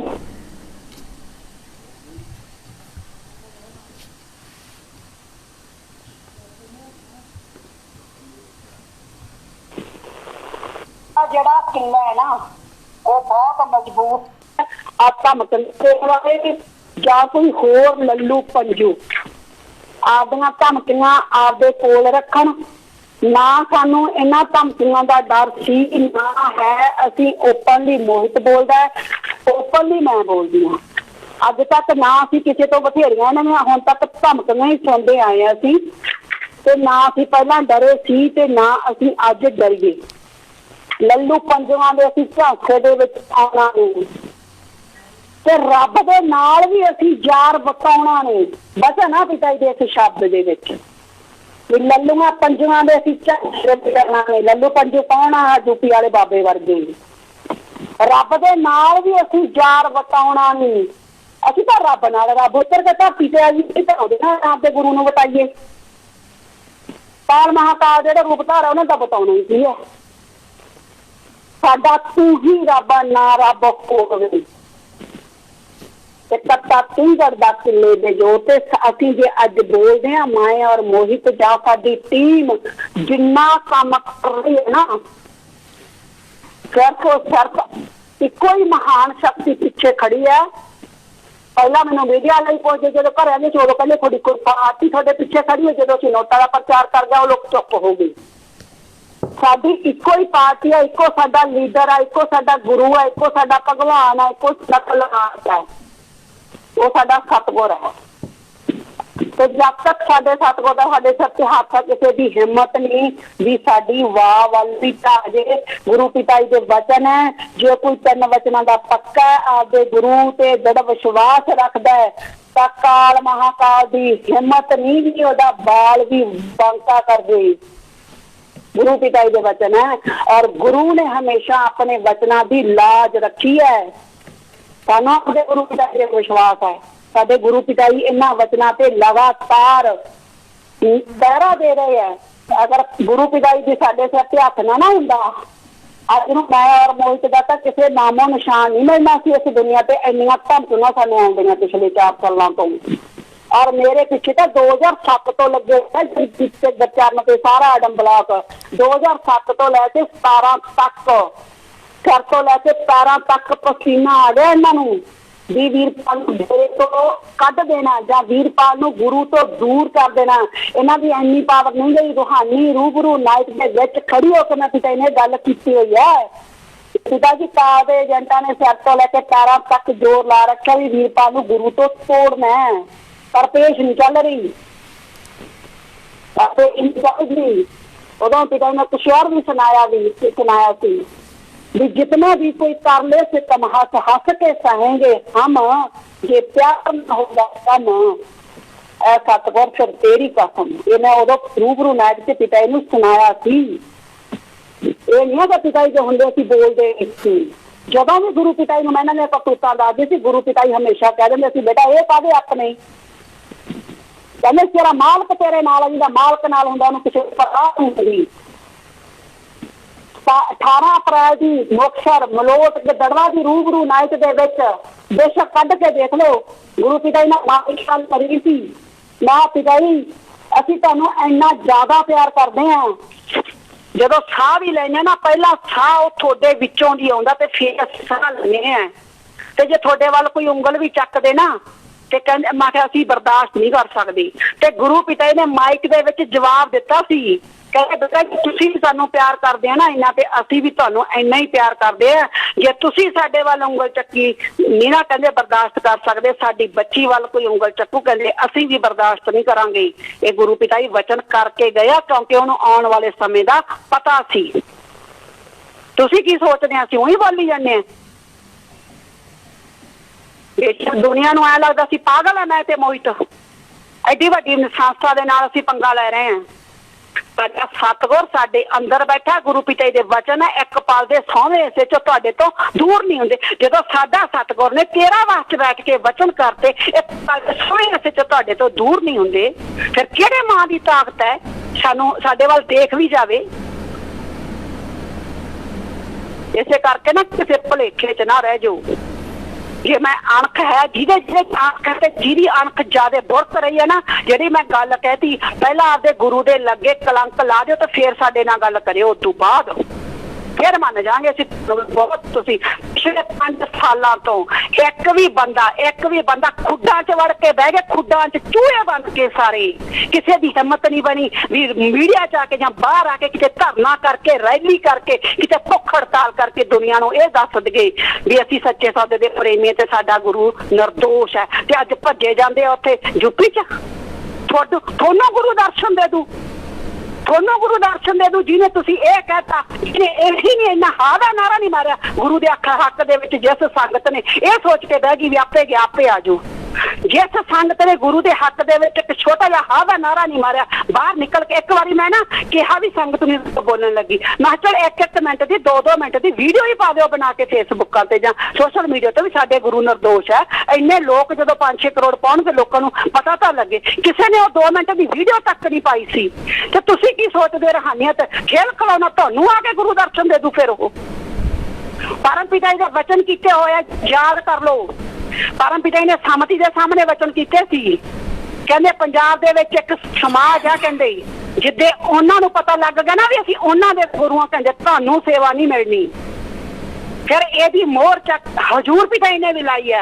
आराम करने का भवानीगढ़ वाला ना इहने माइक फड़ के 2007 दे विच उस समाज दीयां शिकायतां करन लग गया पिता जी कोले कि पिता जी परम पिता जी तां आ वचन है भी जिद्दे उस समाज नूं पता लग गया ते सानूं सेवा नहीं मिलनी। ते कहंदे कि हुण ओह समाज तां साडे नाल बाईकाट करी जांदा, ओह समाज तां सानूं इह कहंदा भी मतलब कि तुसीं ओह तुहानूं असीं संस्कार नहीं करन दिंदे, असीं ऐ नहीं करदे, रोटी बेटी दा ओह करता। बड़ियां शिकायतां लाईआं उस समाज दीयां गुरु पिता जी कोले, पर गुरु पिता जी ने अपने वचन नहीं बदले।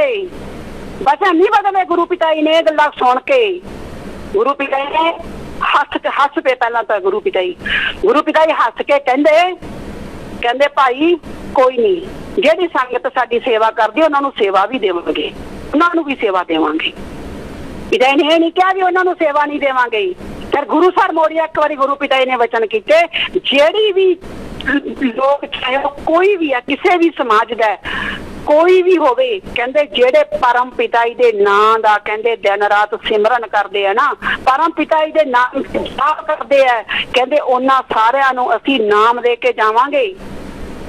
ਗੁਰੂ ਪਿਤਾ ਜੀ ਆਪਦੀਆਂ ਉਹਨਾਂ ਰੂਹਾਂ ਨੂੰ ਅੰਦਰੋਂ ਤਿਆਰ ਕਰ ਰਹੇ ਆ ਤੇ ਪਰਮ ਪਿਤਾ ਦੇ ਕਬੂਤਰ ਪੂਰੇ ਹੋਣਾ ਐ ਲੱਗਦਾ ਸੀ ਵੀ ਕਿੰਨੇ ਪੂਰੇ ਹੋਣਗੇ। ਤੇ ਜਿਹੜਾ ਨੇ 5 ਸਾਲ ਮੌਕਾ ਦਿੱਤਾ ਗੁਰੂ ਨੇ, ਸੰਗਤ ਨੂੰ ਮੌਕਾ ਦਿੱਤਾ, ਜੇ ਗੁਰੂ ਦੇ ਹੱਕ ਦੇ ਵਿੱਚ ਬੋਲਦੀ ਤਾਂ ਅੱਜ ਬਾਬੇ ਨੂੰ ਬਾਬਾ ਨਹੀਂ ਬਣਾਉਂਦੀ ਸੀ। ਫਿਰ ਜੇ ਗੁਰੂ ਪਿਤਾ ਦੀ ਸੰਗਤ ਬੋਲਦੀ ਹੱਕ ਦੇ ਵਿੱਚ 1 ਮਹੀਨੇ ਦੇ ਅੰਦਰ ਅੰਦਰ ਗੁਰੂ ਪਿਤਾ ਜੀ ਬਾਹਰ ਆ ਜਾਂਦੇ। 5 ਸਾਲ ਉਹ ਰੂਹਾਂ, ਅੱਜ ਸਾਡੀ ਸੰਗਤ ਜੇ ਨਹੀਂ ਬੋਲੀ ਤਾਂ ਗੁਰੂ ਪਿਤਾ ਜੀ ਅੰਦਰ ਹੈ ਨਾ, ਅਸਲੀ ਗੁਰੂ ਪਿਤਾ ਜੀ ਅੱਜ ਵੀ ਅੰਦਰ ਹੈ। ਤਾਂ ਕਾਲ ਦੇ ਦਾਇਰੇ ਦਾ ਨਾਮ ਦੇ ਰਿਹਾ ਹੈ, ਇਸੇ ਕਰਕੇ ਛੋਟੇ ਬੱਚਿਆਂ ਨੂੰ ਦੇ ਰਿਹਾ ਹੈ। ਤੇ ਜਦੋਂ 5 ਸਾਲ ਦੇ ਵਿੱਚ ਕਿੰਨੀਆਂ ਰੂਹਾਂ ਬਿਨਾਂ ਨਾਮ ਤੋਂ ਚੜੀਆਂ ਗਈਆਂ, ਉਹਨਾਂ ਸਾਰਿਆਂ ਦਾ ਭਾਰ ਸੰਗਤ ਤੇ ਆਉਣਾ ਜਿਹੜੀ ਬੋਲੀ ਨਹੀਂ ਗੁਰੂ ਦੇ ਹੱਕ ਦੇ ਵਿੱਚ। ਕੀ ਮੂੰਹ ਦਿਖਾਓਗੇ ਆਪਦੇ ਗੁਰੂ ਨੂੰ ਜਿੱਦਾਂ ਅਸਲੀ ਗੁਰੂ ਆਇਆ? ਕੀ ਕਹੋਗੇ ਉਹਨੂੰ? ਮਾਫੀ ਲੈਣ ਦੇ ਲਾਇਕ ਨਹੀਂ ਰਹੋਗੇ।